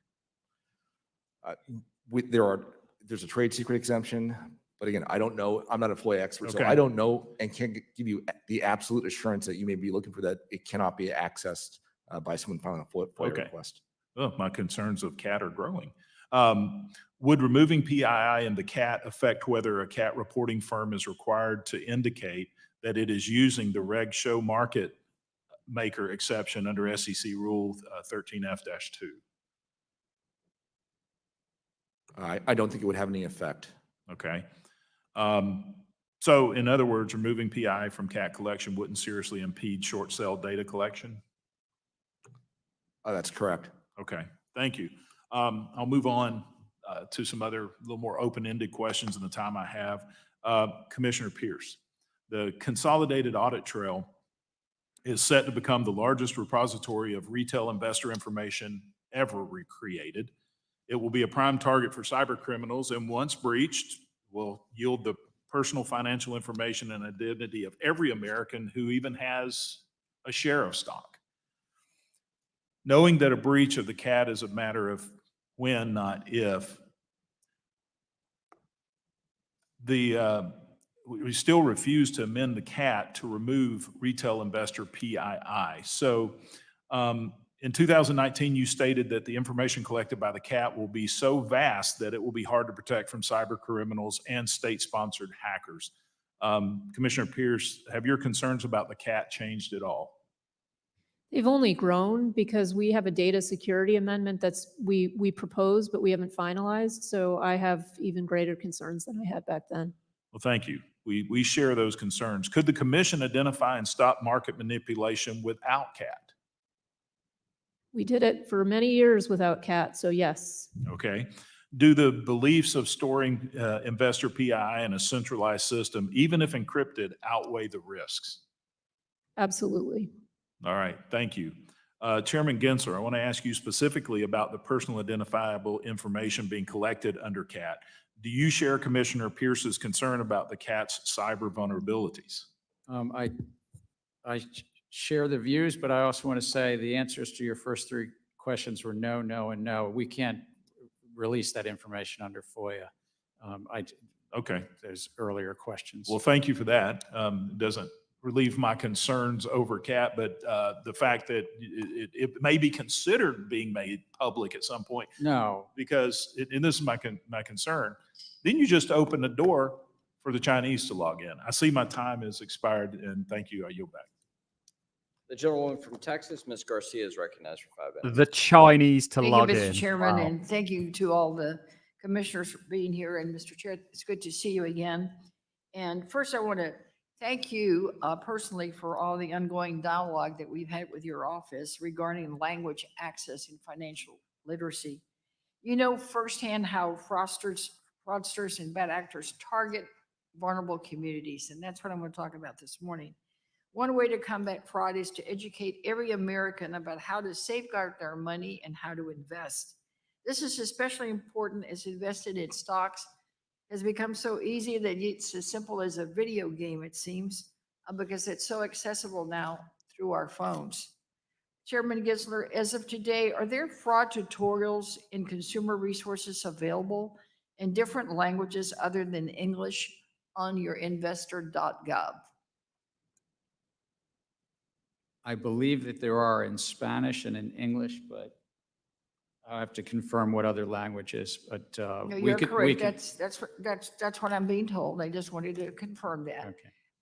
Are you working on adding other languages? I mean, we're such a diverse United States of America. I think I'd like to get back to you. Yes, I think we ought to try to do that, but it's also about resource constraints and the like. You're right.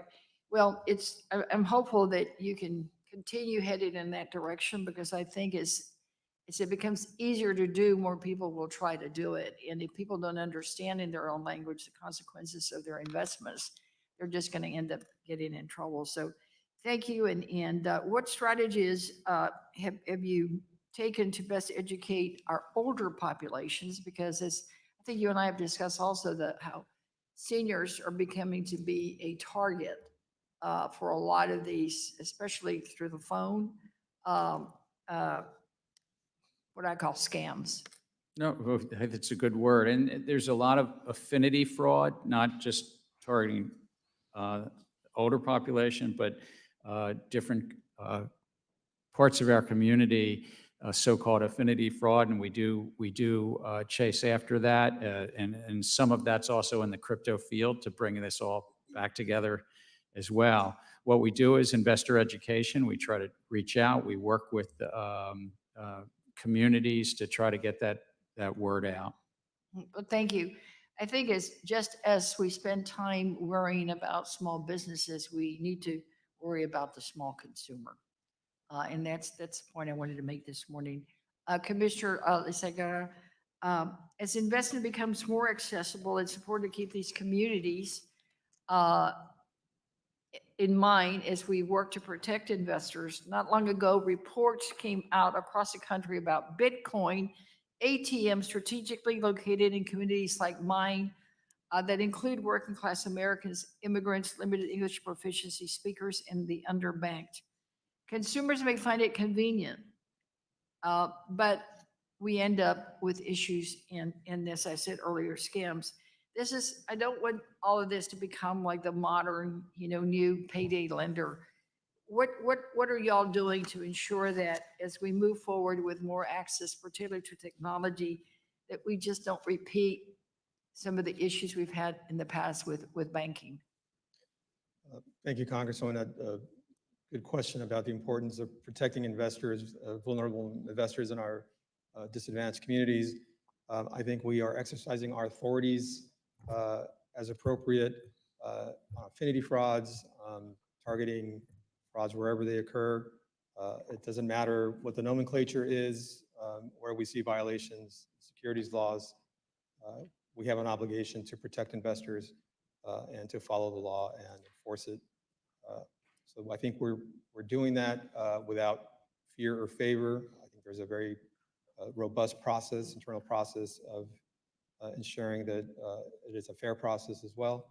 But I do think it's an important priority for us to pursue to ensure that investors are protected from No matter how large or small. Exactly. Great. Ms. Pritchard, do you agree? Absolutely. There's a lot of work that we are doing and we have more to do. And I think on your point about getting information out in different languages, we can also work with firms so that they're able to communicate with people in the language, in their mother tongue. Well, I was really shocked to hear from someone that works for an investment banking firm, I will not name it, that was actually instructed as an investment banker not to send anything in writing in Spanish. I'm going to get to the bottom of it. That may be tied to SEC regulation, but I'm happy to look into that. Well, I'll get back with the chairman on that too. It just seems like, especially in Texas, Gentlelady's time. it seems like an atrocity to do that. Thank you. Yield back, Mr. Chairman. The gentleman from Ohio, Mr. Davidson, the chair of the Housing Subcommittee, is recognized for 5 minutes. Thank you, Chairman McHenry, for putting this historic hearing together, long in the making. Thank you to our witnesses. It's great to have all 5 of you here today. Today's hearing directs attention to the Commission's dysfunctions and, frankly, to the Chairman's politicization of the Commission and its work. Let me highlight 7 failures. Abuse of the rulemaking procedures, 61 so far, inappropriately short public comment periods, unworkable and unlawful ESG disclosure mandates, Hotel California style rules for crypto, where they all have the ability or direction to come check in anytime you like, but never with the authority to leave with some approval or clarity. Endless discovery with no resolution, no clarity, regulation by enforcement for crypto. An unworkable proposal to overhauling our equity market structure, de facto ban on crypto through proposed custody rule, and failure to work with Congress, frankly undermining the work that Congress done to provide clarity here.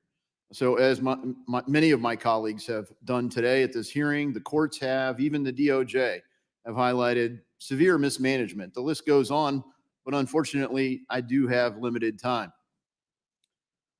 Commissioner Peirce, would you say that the SEC's rulemaking and enforcement agenda reflects the priorities of the commissioners as a whole, or has the commission become an extension of Chairman Gensler's agenda? The agenda is the chairman's agenda. Do you guys have collaboration? I mean, I saw one of the commissioners today look like it might be the first time he was asked his opinion on something, just expected to ratify whatever Chairman Gensler throws out there. I mean, I think the issue is that Chair Gensler has a lot of ideas that he's trying to move forward on, and there are other things that I think we should be spending our time on that we're not spending our time on. And so I think that's the nature of some of our disagreements. Problems being left unsolved. I appreciate you for highlighting many of them. My concern is just that by taking the world's best capital markets, I mean, we don't even have 5% of the world's GDP, but we have over 50% of the world's invested capital. We're taking something that works pretty well, that needs clarity and oversight to continue. Instead, we're working with a declared war by Secretary Warren and other Gary Gensler allies to undermine our capital markets and some of the most innovative companies out there. For that reason, I proposed the SEC Stabilization Act as a structural reform to deal with our Gary Gensler problem, but also with the structural challenges at the SEC that highlight it can be exploited by bad actors. One of the areas that I want to highlight is special purpose broker dealers. Commissioner Peirce, do you believe that a special purpose broker dealer process could provide a first step towards broker dealers handling tokenized securities? I mean, at the time that it came out, I said it could be a baby step, but that was 4 years ago, and this baby's not walking yet. So I'm not as optimistic as I was back then. Yeah, I'm concerned as well. And it kind of creates a separate path where some of Chairman Gensler's friends and allies could get special permission and the rest of the market be excluded. For each commissioner, maybe we'll start down there with you, Mr. Ueda. Have you or any member of your staff been instructed by the SEC staff to direct or otherwise ask FINRA to avoid approving broker-dealer applications with crypto assets? No, I have not. Commissioner Peirce? No, but TM is, our Trading and Markets Division is the one that interacts with FINRA. So it's, I mean, the issue is that there's a cultural, there's clear messaging from the SEC that we're not trying to move the crypto industry forward. And that's reflected in this as well. Thank you. Commissioner? No. No, and I think I might disagree a little bit with the clear messaging point from Commissioner Peirce on the clear direction. I think there's lots of rhetoric, and we can get down to brass tacks and look at ways to move forward. Well, Mr. Gensler, no surprise, many of us aren't fans of your approach to the job, but it does seem that you've abused your authority, and you seem to kind of gloat as you know, candidate Harris decides that she wants to pivot on crypto and say, no, you can trust us. We're going to be okay on this. It seems like you're gloating. I'm still here. I'm not going anywhere. The war on crypto goes on. So as you highlighted, you meet with the chairman of the Federal Reserve regularly. Do you guys discuss things like Operation Choke Point 2.0, the way to block and restrict market certainty for crypto affiliated firms? I've never heard that term, and I'd also want to say half of the rules that we've adopted, 42 rules, half of them have actually been bipartisan. Some of the work's been good, but a lot of it's been bad. Last question, Commissioner Ueda. What would it take to allow distributed ledger to be the official record of ownership for tokenized securities? If you could respond in writing, that'd be good, because my limited time has expired. I yield. Gentleman yields. We'll now go to the gentleman from New York, Mr. Torres, for 5 minutes. Thank you, Mr. Chair. Mr. Gensler, suppose I were to sell you a Yankee ticket and tell you that the Yankee ticket could appreciate in value and could be resold at a profit in the secondary market. And as is the case with all sports tickets, suppose the proceeds from the sale of the Yankee ticket goes toward paying for the Yankee game. By selling you the Yankee ticket, am I entering into an investment contract with you and therefore conducting an unregistered security offering? I appreciate the question. I don't know all the facts and circumstances, but I don't think so. I know where we're headed here, Representative, but I don't think so in that Yankee. So a Yankee ticket is not, and why is the Yankee ticket not a security? Well, it's really a question, and the courts have been clear on this, is the offer and sale. Specifically with a Yankee ticket, though, when you're buying a Yankee ticket, what are you purchasing? You're buying access to a Yankee game. Is that fair to say? I understand. It's been a while since I went to a Yankee game, but Fair enough. that's. You're welcome to a Yankee game. I used to live in New York, and my three Fair daughters were all born in New So York. in the Stoner Cats case, the creators were selling an NFT that offered access to an animated web series. From the standpoint of federal securities law, is there a legal difference between buying a Yankee ticket that offers you the experience of a Yankee game and buying an NFT that offers you the experience of an animated web series? Again, I don't want to comment on any one specific. Well, it was a settlement, it's a fait situation, accompli. but- It's not an ongoing but it's- litigation. You can comment on it. But it's about how is something offered and sold? Is it offered and sold as an investment contract? Or are individuals looking to a common enterprise anticipating profits based on the Well, efforts I'm of familiar others? with the definition, and you're avoiding the question. See, here's the danger I see with the Gensler theory of investment contracts. It's right? actually the Supreme Well, Court's let me- theory of Well, investment your idiosyncratic interpretation of the Supreme Court's theory. The expectation or promise that an object could appreciate in value or that an object could be sold at a profit in the secondary market, that expectation or profit could be retrospectively attributed to just about any collectible or any consumer good or any piece of art or any piece of music. The trouble with the Gensler theory of investment contracts is that it's so open-ended that it lacks anything resembling a limiting principle. It blurs the line between collectible and security, between art and security. Ms. Crenshaw, does requiring artists and musicians to register art and music with the Securities and Exchange Commission raise a First Amendment concern? I'm not a First Amendment expert, but I would think the only thing that have to be registered with the Securities and Exchange Commission are securities. And so that's what I would look to determine whether they have to register with us. Now, in the Stoner Cats case, the SEC not only prohibited the creators from selling NFTs, the SEC ordered the creators to destroy the NFTs. Does the destruction of artistic expression by government fiat raise a First Amendment concern? Again, You're not a First Amendment expert? I'm not a First Amendment expert. Do you need to be? Do you think artistic expression is protected under the First Amendment? Do you need to be a First Amendment expert to answer that question? I think the ins and outs of First Amendment law are actually very nuanced, so I would not want to opine. Do you on think the SEC has an obligation under the First Amendment to take care not to have a chilling effect on artistic expression on the blockchain? I think we can work together to advance the interests of the industry. And I think our markets are the highlight of the world because of the laws that have been in place for 90 years. You're not answering my question. In a September 12th court filing, the SEC had to apologize for using a term it invented out of thin air, digital asset security. The fictional term digital asset security perpetuates the false narrative that digital assets in themselves are securities. In the Howey case, as you know, Mr. Gensler, the Supreme Court never held that orange groves in themselves were securities. The Supreme Court held that orange groves can be part of investment contracts, which are securities. The same logic applies to digital assets. In my view, using the term digital asset securities is as intellectually dishonest as using the term orange grove securities. Mr. Gensler, would you ever use the term orange grove securities? I don't believe I have. Or would, right? Because it gives the impression that orange groves in themselves are securities, and that would be misleading. I see my time has expired. Gentleman from Tennessee, Mr. Rose, is recognized for 5 minutes. Thank you, Chairman McHenry, and thank you, Ranking Member Waters, for holding this hearing, and thank you to our witnesses. It's a pleasure and rare honor to have you all here together.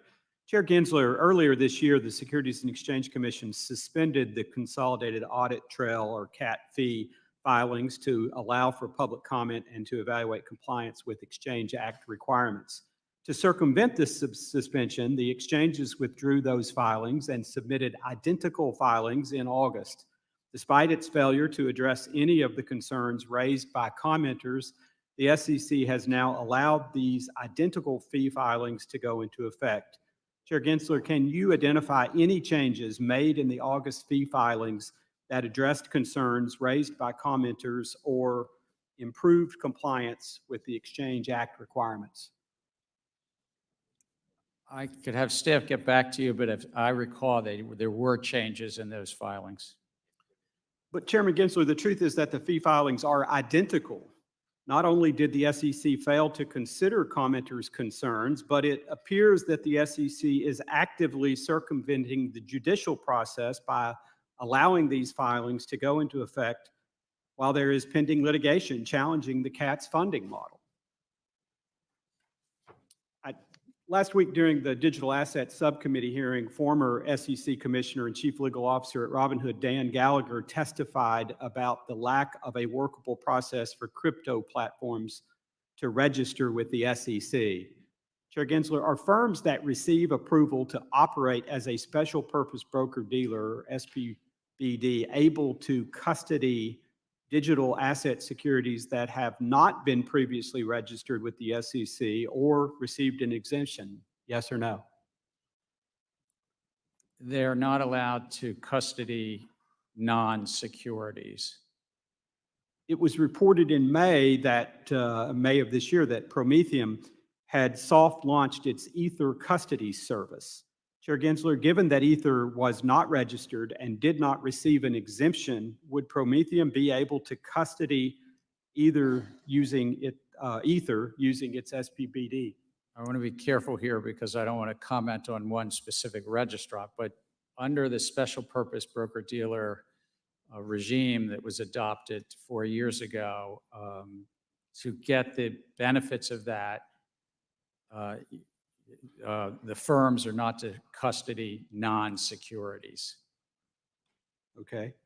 Well, thank you for the clarity. Commissioner Peirce, this situation highlights one of my concerns about how the SEC is approaching digital asset regulation.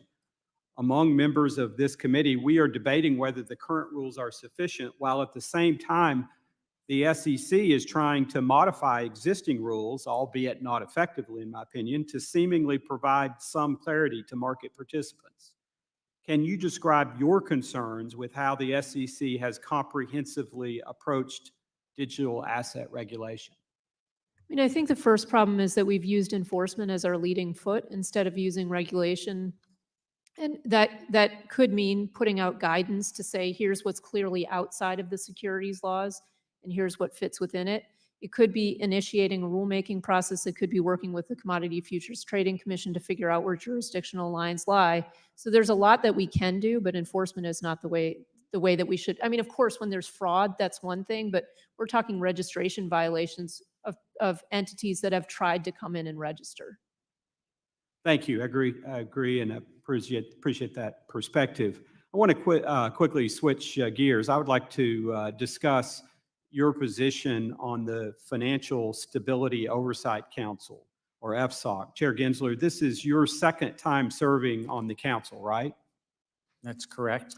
When I'm back home in Tennessee's 6th District, my constituents are most concerned by the regional bank failures caused by interest rate risk, not non-bank financial intermediation or climate-related financial risk or Treasury market resilience or digital asset risk that you and the council have claimed are the 4 major risks to the financial sector. Simply put, Chair Gensler, with all the experience and expertise that you claim to have in finance, you completely miss the real risk that hurt everyday Americans. And so, Commissioner Ueda, why is it that FSOC seems to care more about politics than policy or people? In my view, the regional banking crisis was precisely the type of event that the FSOC was supposed to be on alert for. And the fact that they didn't realize inflation might trigger a rise in interest rates, which might affect bond prices, I find not reassuring. Thank you. I agree, and I yield back. The gentlewoman from Georgia, Ms. Williams, is recognized for 5 minutes. Thank you, Mr. Chairman.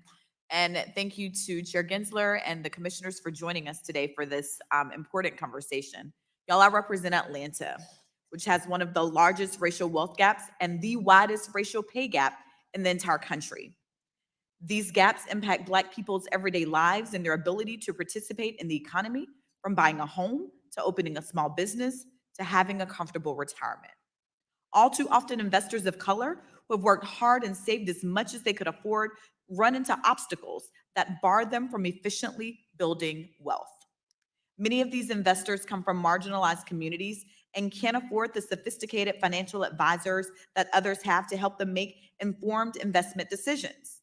The SEC provides essential services to protect these investors, safeguard their investments, and ensure that they're investing on an even playing field. While the SEC's commitment to investor protection is vital for ensuring a safe and equitable financial landscape, it is equally important that we focus on enhancing access to capital for underserved communities, empowering them to invest in their futures and build lasting generational wealth. Atlanta boasts a rich tapestry of minority-owned businesses, particularly in sectors like technology, entertainment, and healthcare. The SEC's mission to protect investors, maintain fair and efficient markets, and facilitate capital formation directly impacts the local economy and helps empower our entrepreneurs in Atlanta. And as the city of Atlanta continues to work towards closing the racial wealth gap, the SEC's actions are vital for fostering a sustainable and inclusive economy in the region. Chair Gensler, by creating a level playing field in financial markets, how does the SEC's mission enhance access to capital from minority-owned businesses across the nation and the ability of marginalized individuals to make successful investments? Well, it's important that all parts of our great nation have access to capital. So to the extent that we can lower the cost of capital formation and investors on both sides, that helps those small businesses in your district. Thank you. Addressing the systemic barriers that have historically limited access to investment opportunities is critical for fostering economic equity and empowering minority communities. Promoting equitable access not only benefits individual investors, but also strengthens our economy by fostering a more diverse and inclusive financial landscape. Chair Gensler, another question. How does the SEC consider the impact of its rulemaking on marginalized communities when carrying out its mission? We put each of our rulemakings out to comment, and we include a section on how it affects individual investors on the one side, but also small business formation. And then we receive comment back from folks in that regard.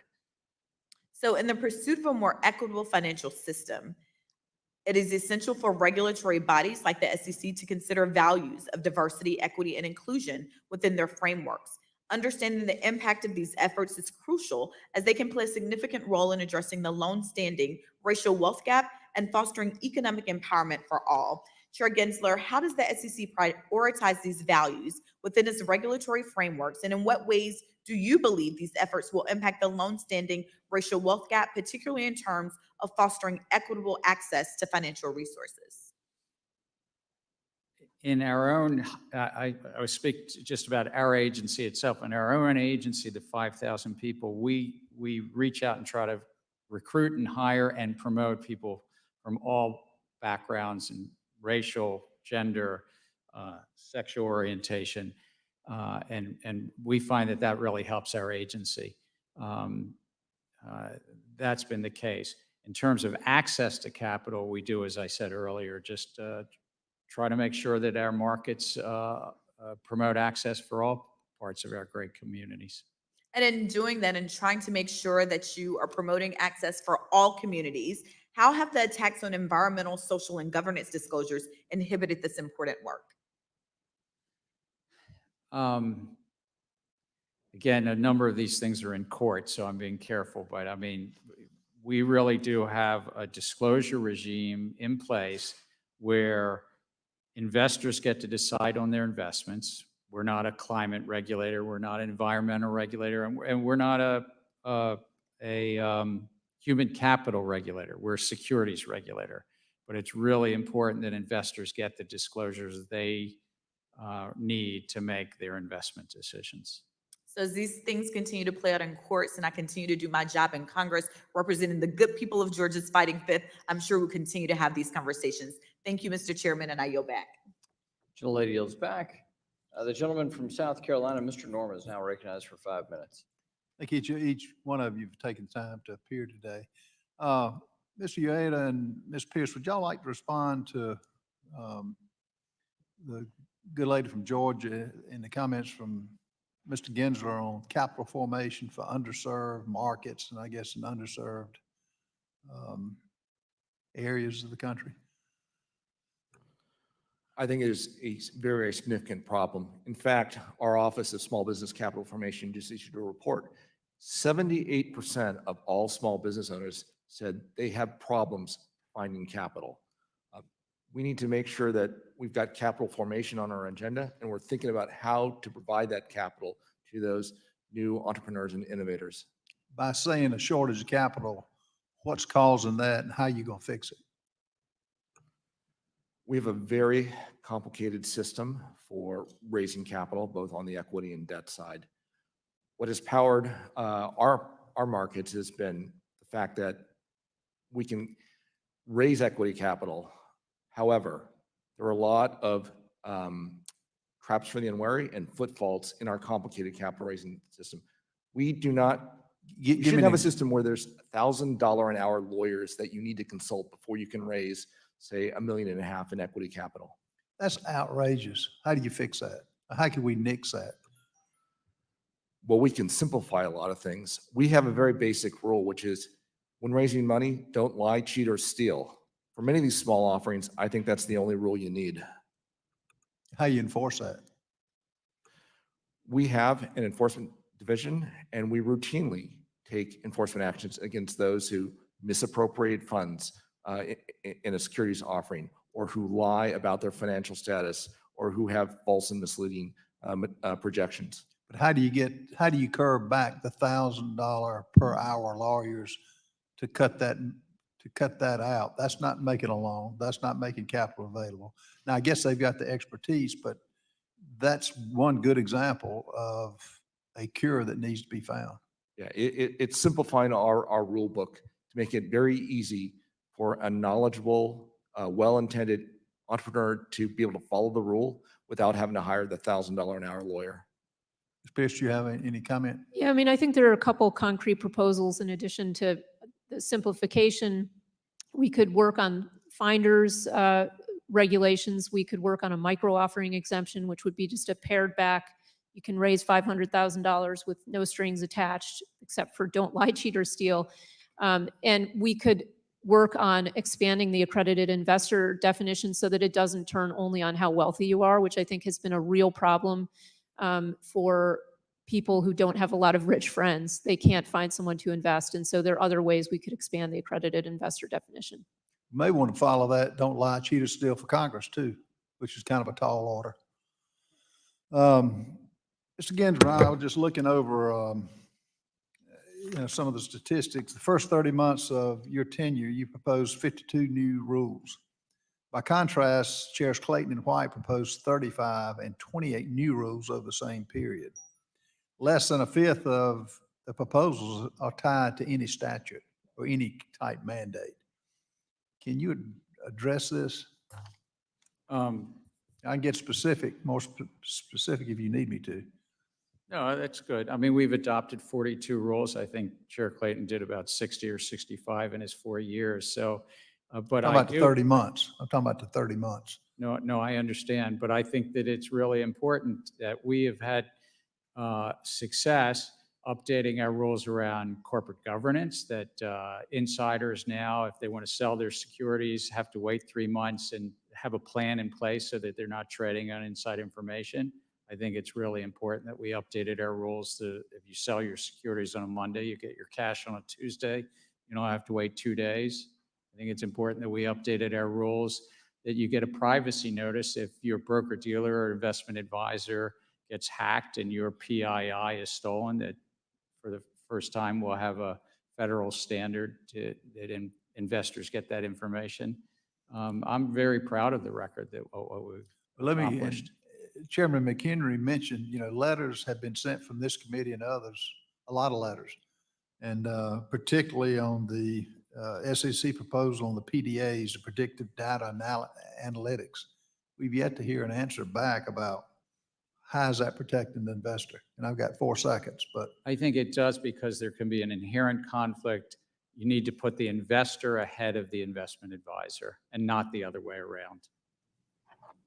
Thank you. Yield back. Gentleman from North Carolina, Mr. Nichols, now recognized for 5 minutes.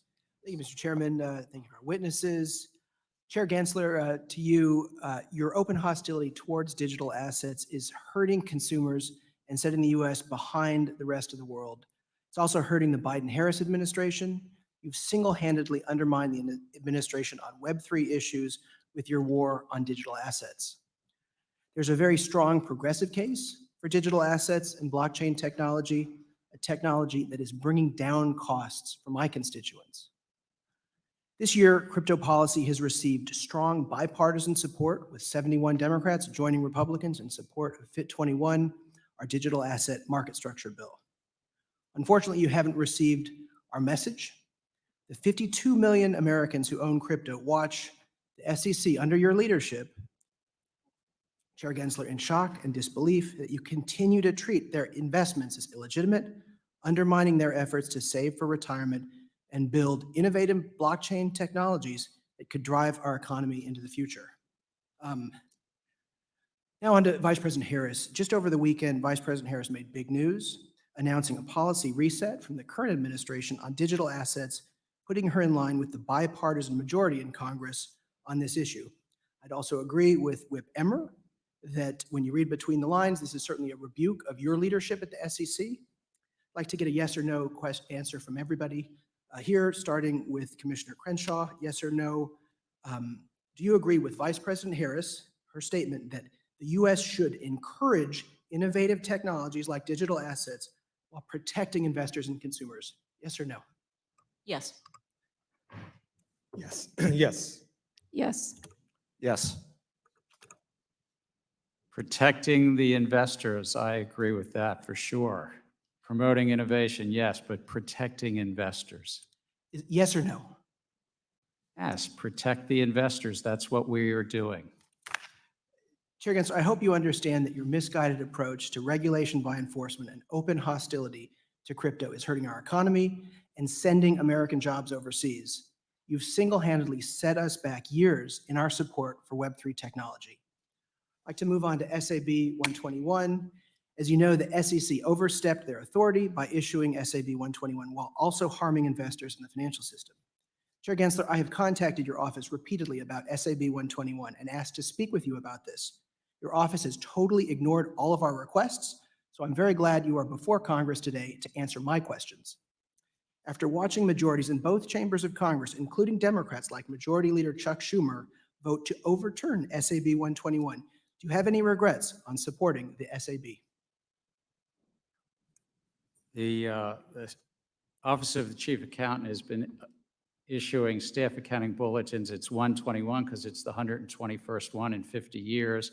Public companies were asking questions about how to account for crypto and is it a liability? And what we found is bankruptcy after bankruptcy, and FTX and Terraform and Celsius and Voyager, bankruptcy court after bankruptcy court has said it's a liability of the company. So I think the accounting that the staff bulletin put out helped public companies understand that. Thank you. The Government Accountability, a nonpartisan independent agency, was very clear. You lost.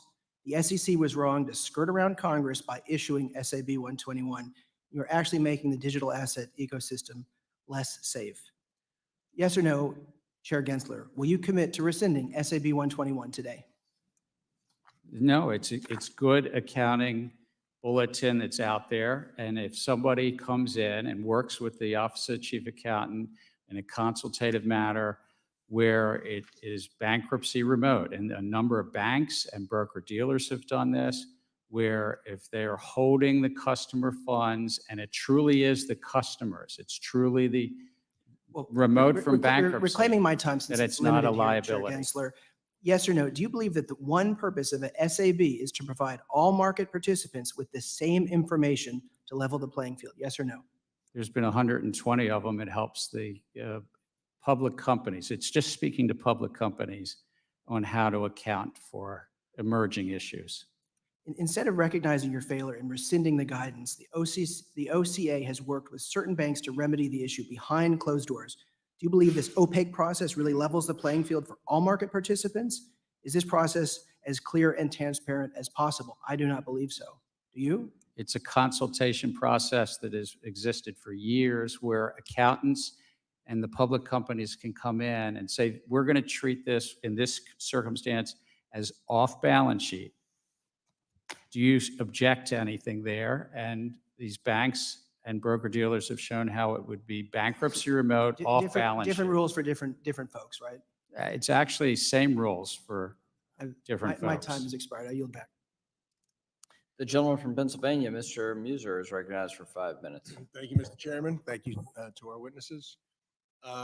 During this administration, many believe the SEC has rushed into sweeping rule changes without properly engaging with industry, other regulators, or the public.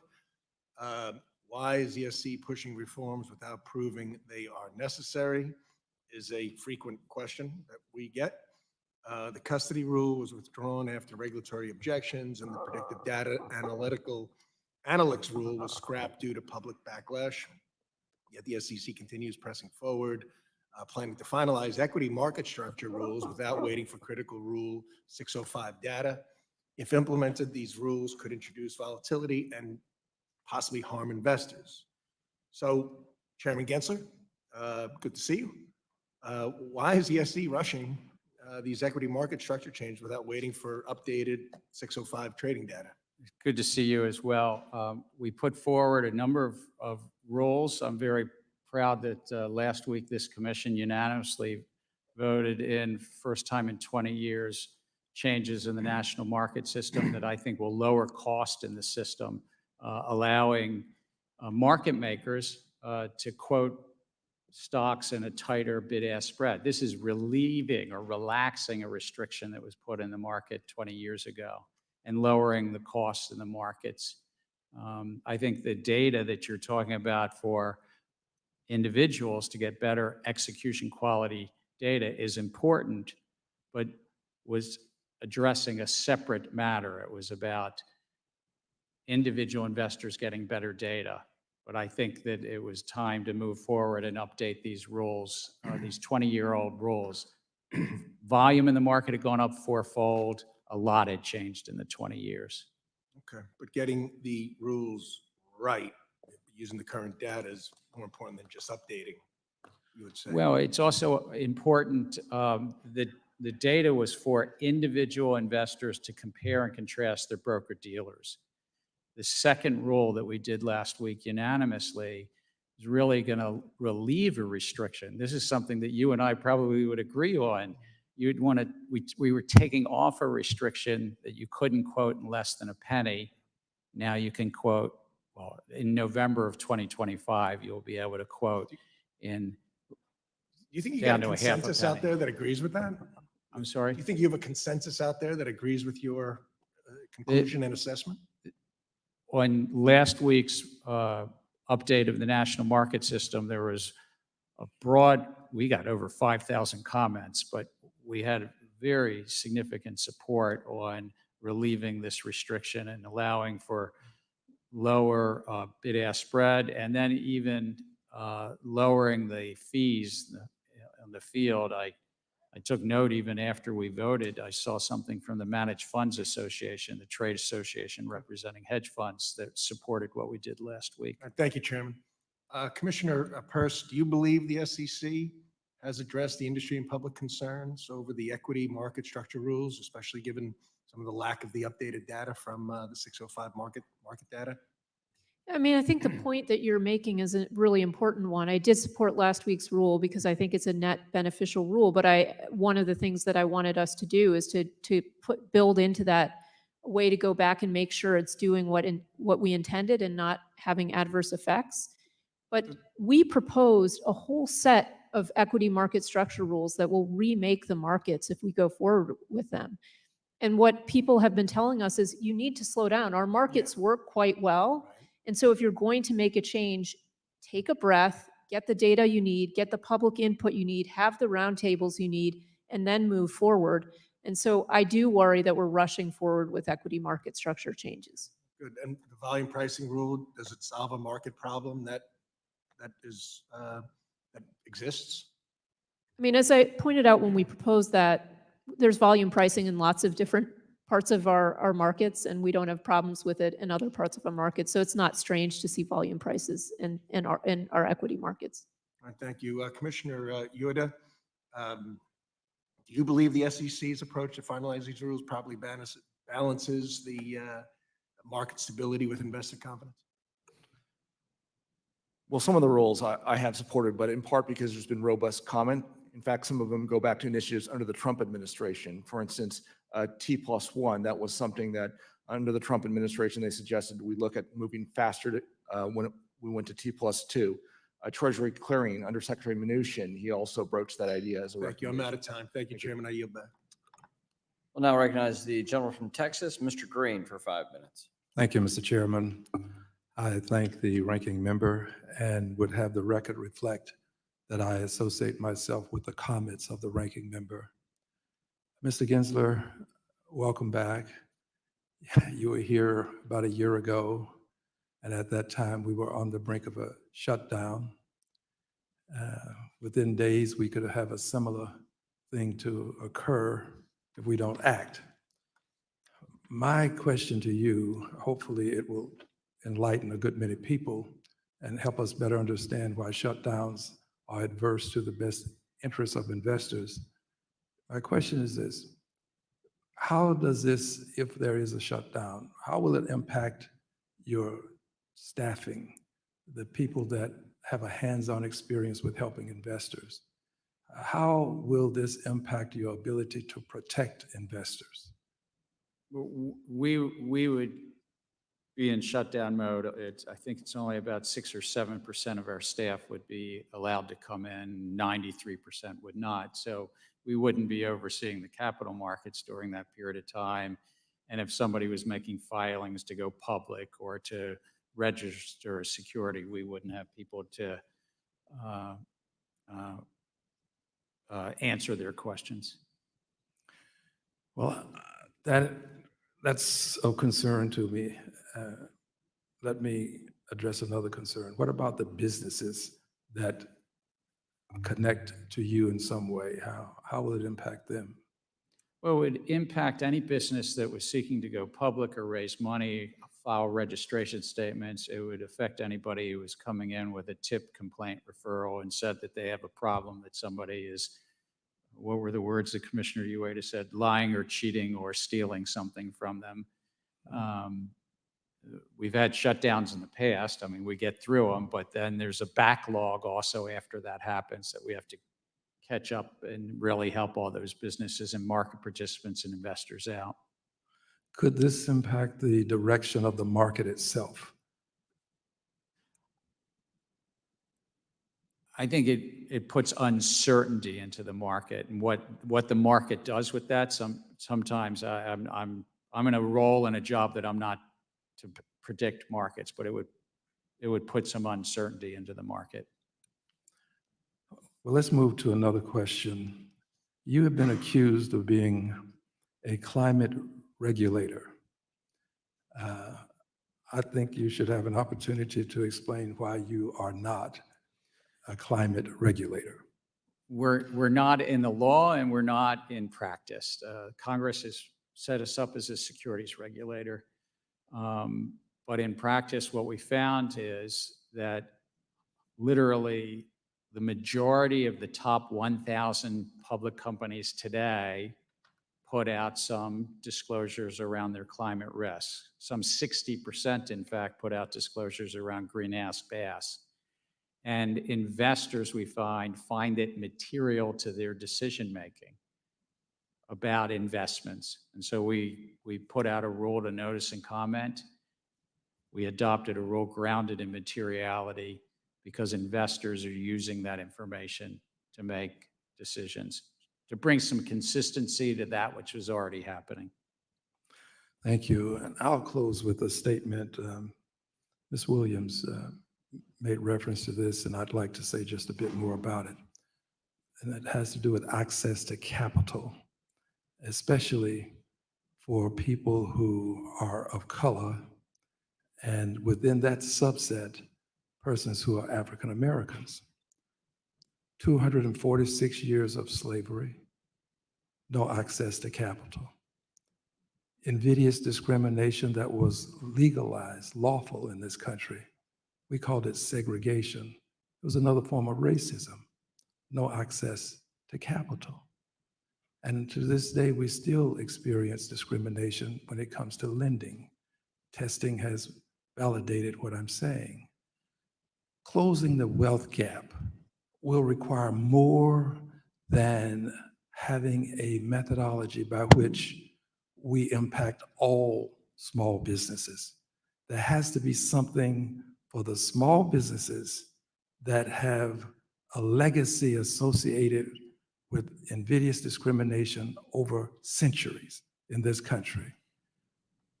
And I would also add this: women have to be treated in a special way as well. Thank you. The gentleman from Wisconsin, Mr. Stiles, recognized for 5 minutes. Thank you very much. Commissioner Ueda, I'd like to get your thoughts on the If SEC's. the gentleman will yield, I recognize the gentleman from Wisconsin, Mr. Stile. Sorry, wrong Mr. Fitzgerald. Yeah, wrong guy. I yield back. Yeah, the other Wisconsin guy. You can never have enough people from Wisconsin in the room. Let's make sure the record's clear. The answer is yes, you can. Gentleman's recognized for 5 minutes. Thank you very much, Mr. Chairman. In 2020, Securities and Exchange Commission finalized rules governing proxy advisors under Chairman Clayton.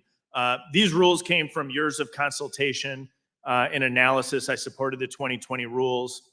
It worked to really rein in powerful proxy advisors, in particular, the duopoly of ISS and Glass Lewis. I was frustrated when the Securities and Exchange Commission then effectively ripped up those rules, said they weren't going to enforce it, and began the process anew.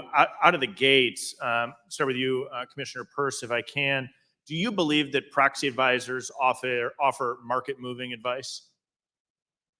I think we see that often the, people start voting as soon as their recommendations come in. So you view it as market-moving advice? It's certainly vote moving, yes. Vote-moving advice.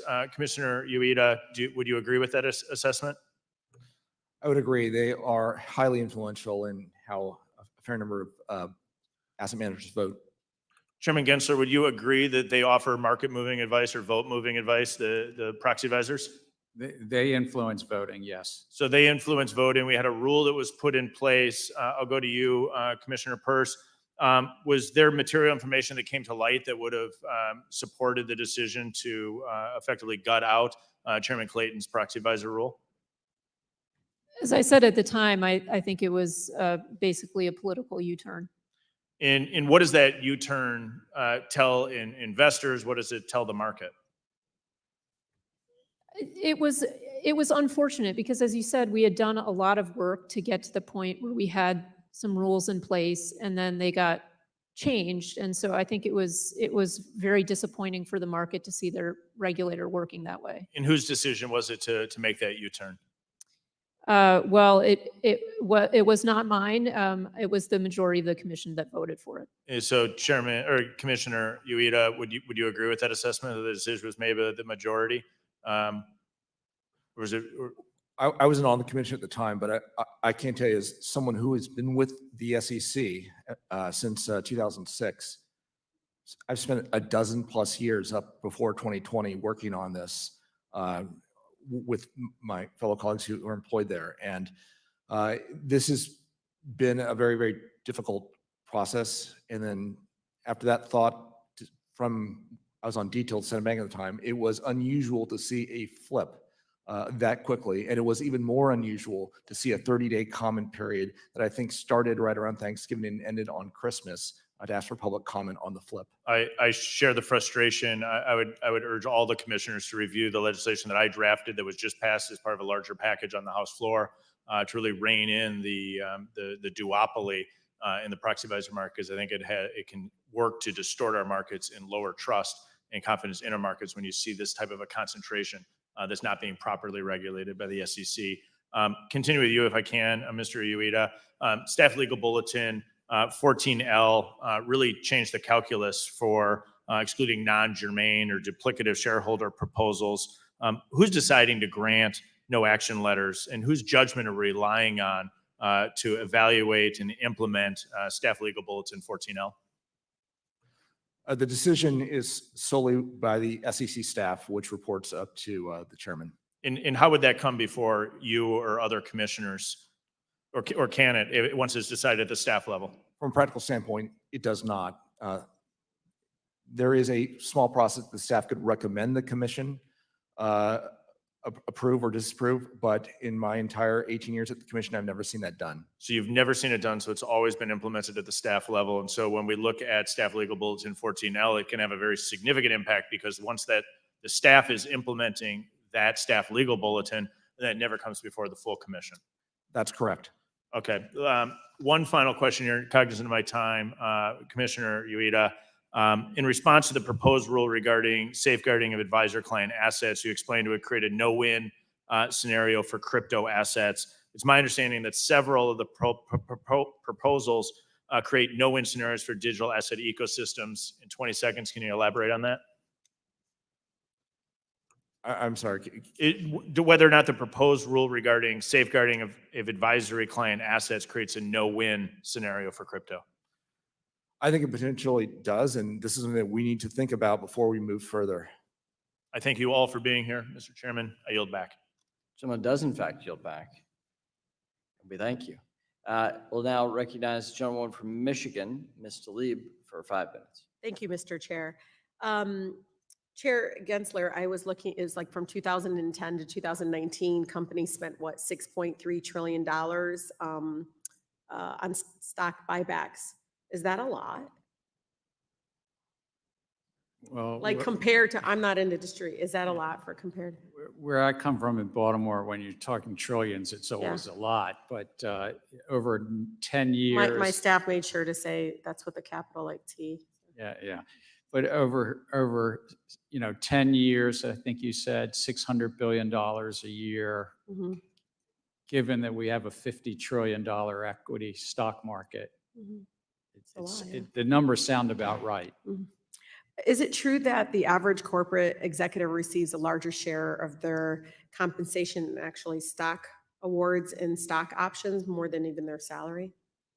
I believe that to be correct. Yeah, I think one study showed that the average executive receives nearly 27.3% of their total compensations in salary, but 4.3% in bonuses, but then 30.6% in stock awards, and about 12.6% in options. One of the things is about the lack of like transparency and how some of these decisions are made, but to make matters worse, like some investors in the public have been largely kind of in the dark about the specifics of stock buybacks and the reasons be the companies and how they engage in them. Given all this, I was really pleased to see last year that the SEC finalized an important rule bringing much needed disclosures, as you know, and transparency to very, very, again, very murky practice of stock buybacks. We know, unfortunately, the Fifth Circuit struck it down. So, Chair, do you have any commitment that you can share of whether or not you're going to be reproposing the stock buyback rule? I thought it was an important rule and then Yeah. voted for its adoption. The Fifth Circuit saw it differently. We took it back to reconsider. It's still on our unified agenda as part of our agenda. We'd have to propose a new Do you have a rule. timeline, I don't have a timeline for you. like in a year? Oh, well, I would hope, again, elections have consequences, so. I know. But if I'm here and so forth, I think this is an important rule. I think it's important to have greater transparency. Mhm. And that where we had adopted was once a quarter, the companies would provide greater transparency on the shares they bought in the prior quarter. Is this a true statement that not all stock buybacks are legal? Stock buybacks can't be used to evade security laws, for instance. I can think of hypotheticals where you could try to do a stock buyback that evaded securities laws, Yeah. but I would What- hope that everybody does them legally. They won't unless you force them, Chair. Come on. So if anything, is the SEC doing anything to ensure public companies' stock buybacks practices are not violating current law? We're a cop on the beat. It's part of what we do. We have robust enforcement. If any of your constituents or anybody has information or belief if somebody's doing buybacks that are illegal, bring it to our attention. So, Chair, you know this, my favorite section of Dodd-Frank lately has been Section 956. And it's been about, what, 13 years? And we're still waiting for regulators to finalize this rule preventing compensation packages that encourage excessive risk-taking. And, it impacts our small businesses recently and others when we, again, don't move forward on what the legislative intent is. And so several regulators recently proposed a June 26th, I think it's 2016 version of the rule, but not all the agencies joined, as you probably know. At its discretion, SEC sometimes performs an economic analysis or cost-benefit analysis for so this is to Commissioner Lazaro, is that what I'm saying? Yeah, say it for me, please. Lizarga. Lazari, do you need all other regulators on board before conducting such an analysis? So basically, this is one thing that SEC, maybe Chair can help you, can perform what they call economic analysis on certain rules and cost benefit. That is a function performed by our Division of Economic and Risk Analysis. The staff of the commission is part of. Really quickly, Chair, because we're. And we would need to do an economic analysis, and we would put it out to public comment in this joint role. But do you need all the companies? Gentlelady's time's expired. I will now recognize the gentleman from Wisconsin, Mr. Fitzgerald. Thank you, Chair. Not to be diminished by being the second Wisconsin member. Very good, thank you. Commissioner Ueda, I'd like to get your thoughts on the SEC safeguarding advisory client assets proposal. So the initial proposal, which would impose new custody requirements for real estate assets, it doesn't really cite instances of loss or misuse or theft or misappropriation. Additionally, it does not acknowledge the existing legal and regulatory frameworks, right? Including public land records, title insurance, which obviously protects real estate against theft. So going from funds and securities to any client assets would be kind of a dramatic expansion of the custody rule. Do you believe it's appropriate to include real estate in the initial proposal, given the potential effect this could have on residential and commercial real estate? And then is the SEC hearing about this? Are you hearing anything about this in the comments at this point? Well, my view is any rule we do needs to be effective, efficient, and appropriately tailored. At a very high level, should there be efforts made to safeguard assets that are entrusted to someone else? Now, the answer may be yes, but then when you look at each of the individual assets, you may want very different treatment. And some of them, as you just pointed out, and as commenters have pointed out, real estate is very different than securities in a brokerage account and might, in fact, the commission could even conclude that we can rely on those existing protections and therefore don't need to have a prophylactic rule on that. And that's something that is in the comment file. I really hope that the commission thinks hard about that before taking any further steps. Very good, thank you. Commissioner Lizarga, the predictive data analytics proposal notes, it may be difficult or impossible to evaluate a particular covered technology or identify any conflict of interest associated with its use or potential use. The proposal then proceeds to give examples and concludes, however, a firm's lack of visibility would not absolve it from the responsibility to use its covered technology. So for a given rule, do you believe it's fair to tell registrants that even though they may not be able to determine whether they are in compliance with a rule, they're still liable under the rule? Sir, the predictive data analytics rule, is my understanding, is going to be reproposed in response to comments from market participants. So I think it's premature for me to prejudge what that's going to look like and the specific question that you're raising and how that will look. So I think I'll reserve judgment. Let me just ask you then, so what are your concerns in and around that, or what would you be looking for, I guess? I don't have any concerns with the idea of ensuring that firms meet their best interest obligations and that advice to investors isn't conflicted when it's provided through electronic means. And so that general principle I agree with. It's a question of what the details look like. Okay, thank you. The recent proposal by a fixed income clearing corporation to adopt SEC requirements to essentially clear U.S. government securities would apply in an extraterritorial way so that transactions between a bank's foreign branches and foreign counterparties were there is no U.S. nexus. The SEC clearly did not consider whether sponsoring members could accept foreign counterparties from every relevant jurisdiction as sponsored members or issues surrounding the time frame in which transactions by an entity across the globe must be submitted for clearing, considering the FICC does not operate 24 hours daily. Commissioner Ueda, did the SEC consider anything a more nuanced approach than the application during the rulemaking process?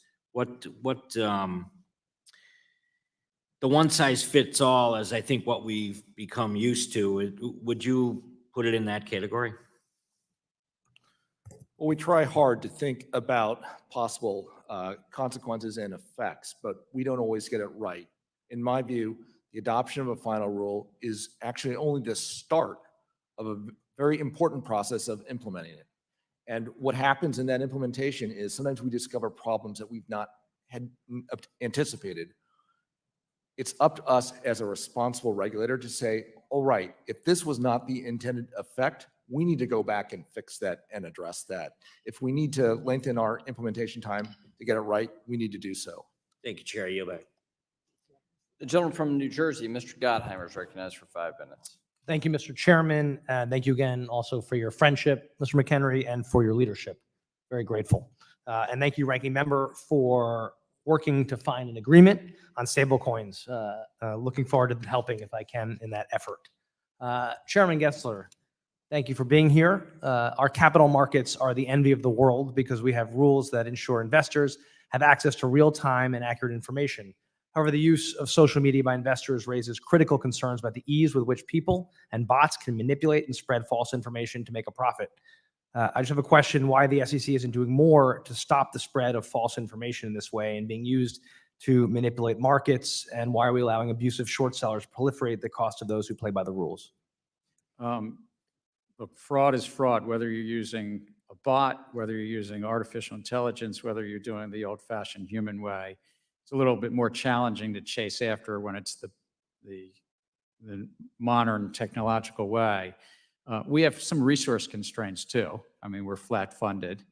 I know lots of agencies come in front of Congress and say the same thing, but I'm saying flat funding definitely constricts it. So I'd say it's just the challenges of technology and the challenges of funding. But if you see somebody online, some people purposely manipulating or some handles online purposely manipulating or doing pump and dump or reverse pump and dump. We're going to chase after them, which is more technically, that's Baltimore street talk. I think you understand it in New Jersey. I do, but you will, and you are. As the SEC, I think to me, needs to send a very clear message and take appropriate enforcement action against market manipulators and abusive short sellers. And it sounds like I have your commitment to do that. Yes. Can I ask each of you, do I have your commitment to do that? Yes. Thank you. Yes. Thank you. Yes. Yes. Thank you so much. Mr. Chairman, Chairman Gensler, can you please clarify, and this is a concern that was brought to my attention during the process, why the SEC staff refused to provide technical assistance to the Committee on Landmark Digital Asset Legislation, FIT 21? I think we actually did provide technical assistance to Chair McHenry and to head of the subcommittee, Chair Hill. I know I met with Chair McHenry a number of times personally. I know you did, but my understanding is the staff refused to provide any kind of technical assistance. If I recall, there was multiple pages of written technical. I mean, maybe it's called something different up here, but there was written. Okay, that's good to hear, because feedback. that was a concern that was brought to our attention during the process. And under Article 1 of the Constitution, as you know well, Congress erected the independent agency with the expectation that the agency would provide Congress with technical assistance on matters. And I assume you see that as part of the responsibility of the agency to serve Congress as well. Yeah, we do on both sides of the aisle and the Senate and the House try to give feedback literally 50 to 100 times a year on different legislative initiatives. Okay, thank you. I just think it's really important the agency understands that we're here as well. And sometimes it gets a little lost in my opinion, but I'm glad to hear that. I guess I'll go broader for a different question on ransomware attacks. Grew 74% last year. On average, a ransomware attack costs a company nearly $5 million. This kind of attack can put small businesses like those in Jersey out of business. And holding attackers accountable has been a huge priority for me, which is why I'm leading the bipartisan Public and Private Sector Ransomware Response Coordination Act to create a unified response to these threats. Just want to, if I can, ask how the SEC is working with other agencies and law enforcement to address ransomware attacks in the financial sector. We work with across the government, with the intelligence community, as well as Department of Justice and CISA. Ransomware is almost uniformly done using cryptocurrency as well. So it sort of intersects with some of the work that we're doing in cryptocurrency. And as it relates to public companies, we adopted and now has been implemented that public companies, if they have a cyber attack that's material to investors, there's some public notification, and sometimes those cyber attacks are ransomware attacks. Well, I appreciate that. Last question. What kind of discussions are occurring at the SEC about the impact of Chevron ruling? And how are you going to handle that, which could really change the way things go at the agency? We do what we do according to the laws passed by Congress and how the courts interpret them. The Supreme Court has made a number of rulings, not just the Loper-Bright that you referenced, but other rulings, and we take that. Of course, it's the law of the land once the Supreme Court says it. Thanks, Mr. Chairman, and we're excited to have stable coins come your way. Thank you. Gentlemen, I yield back. gentleman yields back. I now recognize myself for 5 minutes of questioning. Chair Gensler, regarding Rule 15C2-11, the only reason market participants have been able to comply during the past 2 years is the SEC issued a no-action letter that provides a minimum amount of customization of the rule for fixed income markets, which, as you know, are very different from equity markets. But this no-action letter is set to expire in January, and the SEC hasn't done anything to amend Rule 15C2-11 so that it can actually work in fixed income markets. Letting the no-action relief expire could significantly disrupt those markets, which are critical to funding businesses across the country, funding consumer lending like auto and home loans, and supporting everyone's 401k, pension, or other retirement and savings plans. To avoid this unnecessary harm to investors in our financial markets, can you commit to a permanent extension of this no-action letter, or at least an extension until the SEC can propose a rule that is tailored to how fixed income markets work? The underlying rule was adopted, I think, 4 or 5 years ago. There are many market participants that are well aware of that. The commission did adopt an exemption with regard to 144 securities, if I recall, and that's what we've done. But are you going to let the no-action letter expire in January? I'm making no commitment here today. Thank you. Last year, Chair, the Commission proposed the Safeguarding Advisory Client Assets rule to expand the role of qualified custodians when registered investment advisors custody assets on behalf of their investors. At the time of the proposal, I voiced my concerns that the proposal is inserting itself into matters at the core of the banking system, and specifically within the jurisdiction of the prudential regulators. As proposed, mandatory cash segregation would significantly increase the cost for investors and complexity of providing custody services and locking up cash deposits would be a major departure from current banking practices. Back in May, Chair Gensler, you mentioned that this proposal would need to be reproposed. Can you provide us with an updated timeline on when we might see a reproposal?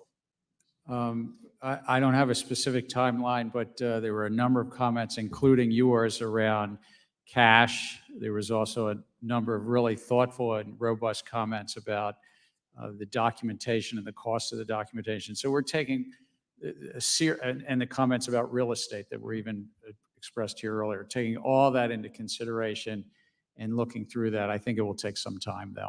But do you think some of those comments would change it would be shown up in the reproposal? I would anticipate, again, I don't want to prejudge, but I would anticipate the staff's work would be a revised proposal taking into consideration the cash, the concerns around cash segregation, which were certainly heard by this one commissioner very loudly. Okay, thank you, Chair. Before I move on, I'd like to remind you that banks are subject to stringent prudential regulation, which requires them to control risk, hold adequate capital and liquidity, and have in place workable recovery and resolution plans. I want to move over to enforcement. While I support robust enforcement of our federal security laws, there's concerning trend at the SEC of regulation by enforcement under Current leadership. As we've seen courts strike down SEC proposals, it appears that the SEC is turning to greater enforcement actions to address its rulemaking failures by attempting to institute regulatory changes outside the formal rulemaking process. I hope you've made it clear to the exam and enforcement staff that their responsibilities are to help enforce the laws as currently written and that is not to form new ones. I'd now like to shift to the related topic of capital information, which has not received nearly enough attention from the SEC over the last few years. Commissioner Peirce, would you please speak to whether the SEC has engaged or plans to engage in any rulemaking that would facilitate capital formation, which is a foundational pillar to the SEC tri-part mission? Do you think there's a need for a return to work on this front? Absolutely. There are some things that we could be doing. We could be doing a rule on finders. We could be doing a micro offering exemption. We could be expanding what it means to be an accredited investor beyond wealth and income. We could be working on crowdfunding to make some changes there. So there are certainly things we could be doing, and we have not prioritized them. What would you do with these rules? I mean, I think these are some of the things that I would try to tackle, which is we need to look for ways to make it easier for smaller companies to raise money, and we need to look at the other end of the spectrum. Why aren't companies going public? Which is a big problem, and so we need to try to right-size the regulations on public companies and allow for smaller and emerging companies to have a graduated exposure to new regulations as public companies. Thank you very much. My time's expired. I now recognize the gentlewoman from California, Ms. Kim, for 5 minutes. Thank you, Chairman, and it's good to see all of you in front of our committee today. I'd like to ask my first question to Commissioner Peirce and Ueda. How does the SEC currently account for the overlap between new and existing rules? Do you ask the commenters to consider this overlap, and is it considered in the cost-benefit analysis for every new rule that you have proposed? Or do new rule proposals receive cost-benefit analysis as if they exist in isolation from other proposed rules? We consider existing rules, but we don't consider rules that are out for proposal. And so this has led to a lot of confusion because we're trying to change so many things at once that when commenters try to comment, they don't know what the state of play is. I agree with that. We compare to the existing rules, but when we have simultaneous other proposals out there, and we have multiple versions of what that might look, because we ask a lot of questions. We'll propose one version, but we'll say, well, but if we don't do what we propose, what about version A? What about version B? What about version C? What about version D? So that can impact the other proposal. And how does someone try to craft an intelligent response when there is significant interconnectedness between all of these proposals and the market participants? Thank you. I want to point out that thanks to our Chairman McHenry and Capital Markets Subcommittee Chairwoman Wagner, we passed out of this committee the REG Act, HR 7030. This will make it a requirement for SEC to consider the aggregate cost of regulations, because we simply cannot afford for the SEC to continue down this path of disregarding the cumulative cost of regulations on our capital markets. The SEC has long ensured a clear delineation between its regulation of private and public markets and their market participants. So Commissioner Lizarraga, as you know, many industry participants are concerned that SEC is increasingly blurring those lines. So do you agree that private markets serve an important function in the capital raising process? And how do you view the distinction between public and private markets and the SEC's respective authority on each? Thank you, Congresswoman, for that question. I think there's an important balance in our markets between private and public that has to be achieved so that we don't tilt too much towards the private markets, in the sense that investors have access to more information when they invest in the public markets, just because our disclosure system is much more robust in our in our public markets. So, but it's a question of balance. How would you address the concerns that SEC is expanding its authority to regulate private companies? Commissioner Peirce, would you like to respond to that? Yeah, I mean, I think we have broken down that line of division, which is to say, yeah, they're public markets and these are markets that have a lot of rules around disclosure and so forth. And then private markets, people are more free to negotiate the kinds of disclosures they want. And we have taken the position that we need to erode the private markets instead of making the public markets a place where more companies want to be. We've taken the position we'll make it as burdensome to be in the private, raise capital in the private markets.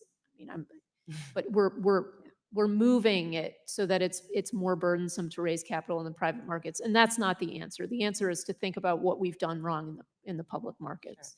You know, Commissioner Ueda, I've had the pleasure of knowing you for many, many years, even some decades, right? We share many in common. We are both from California. We also understand firsthand how hard it is for small businesses, especially from the immigrant communities, to raise capital and succeed. And as you know, one of the SEC's three-part mission is to facilitate capital formation. So can you point to any specific proposals during Chairman Gensler's tenure designed to promote capital formation? Unfortunately, we have not had any capital formation rule proposals on the regulatory agenda during that period.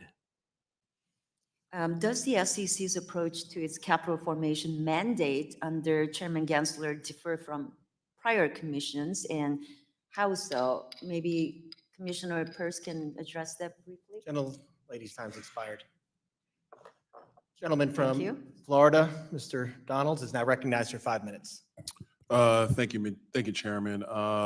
Commissioner Ueda, in October of 2021, the special purpose acquisition company Digital World Acquisition Corporation announced plans to merge with former President Trump's newly formed media company, Trump Media and Technology Group. The SEC then brought its first ever enforcement action against a special purpose acquisition company using a novel legal theory, coincidentally a month later, after Senator Warren urged the SEC to investigate the merger. It's also worth noting that in addition to Chairman Gensler's role as CFO of the then Hillary Clinton presidential campaign, the former head of enforcement at the SEC was married to Peter Strzok, the current director of enforcement, repeatedly targeted the Trump administration as Attorney General of New Jersey, and the current general counsel at the SEC, Ms. Megan Barbero, litigated both impeachments against President Trump from former Speaker Pelosi.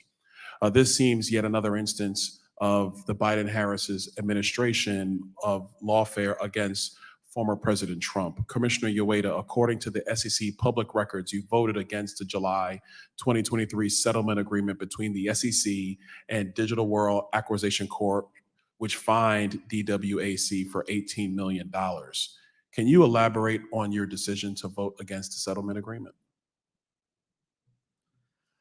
I was particularly concerned and had problems with the penalty that was being imposed. The way the penalty was structured, the only time the penalty would be imposed is if the SPAC went through with the merger with Trump Media. In other words, the very people who we claim to be protecting, the investors in that entity, would be the ones who would have to foot the bill and pay that civil penalty. And for that reason, I had strong objections to the settlement. Okay, well, thank you for that. I appreciate that. Commissioner Peirce, as a regulatory sandbox advocate, if you listen to these hearings enough, I think that's where we should be moving a lot of our regulatory environment into a sandbox model. How would a digital asset sandbox function within the language of the Fit for the 21st Century Act? I mean, I think what it would allow is for people to come in on a small scale and try things. And so the come in and register that you've heard from the SEC a lot could be brought to life, because people could actually come in, say, these are the conditions that we're going to comply with, and they could go out and try something. They wouldn't have to wait to get through an SEC approval process that never finishes.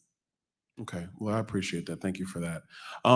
Commissioner Crenshaw, in 2021, you published a statement where you emphasized the need for the DeFi industry and the SEC to collaborate to bring DeFi into the regulatory perimeter in a way that balances innovation and with investor protection. Would you characterize the SEC's current approach to DeFi as collaborative thus far? Well, thank you. I think there's been a lot of rhetoric on both sides. But what I would really like to see is getting down to brass tacks and a practical application. And I have asked for folks to bring in pen to paper where you're finding challenges. They know their industry and their business model better than we ever can. And so what I would really like to see is pen to paper where you're having challenges. And with that, I think staff would be for it. And I certainly know that my office would look at it and look to see how we can move forward. And I think we could. I think there's a lot of flexibility under the existing regime where there are ways to move forward. Okay, thank you. Commissioner Ueda, I want to go back to you because I know what you said earlier. You thought that the settlement was frankly unfair to the investors that the SEC is somewhat charged with protecting. Did you find that this entire process to move towards a settlement was outside the norm of the SEC's operations in previous years? And what I mean by that, and let me clarify, what I mean by that is, would the SEC engage in the same type of novel theory if it was dealing with any other enterprise that did not include former President Trump? That's a good question. I don't know the answer to that. Well, hold on to that. Absolutely. Mr. Glenzer? Absolutely.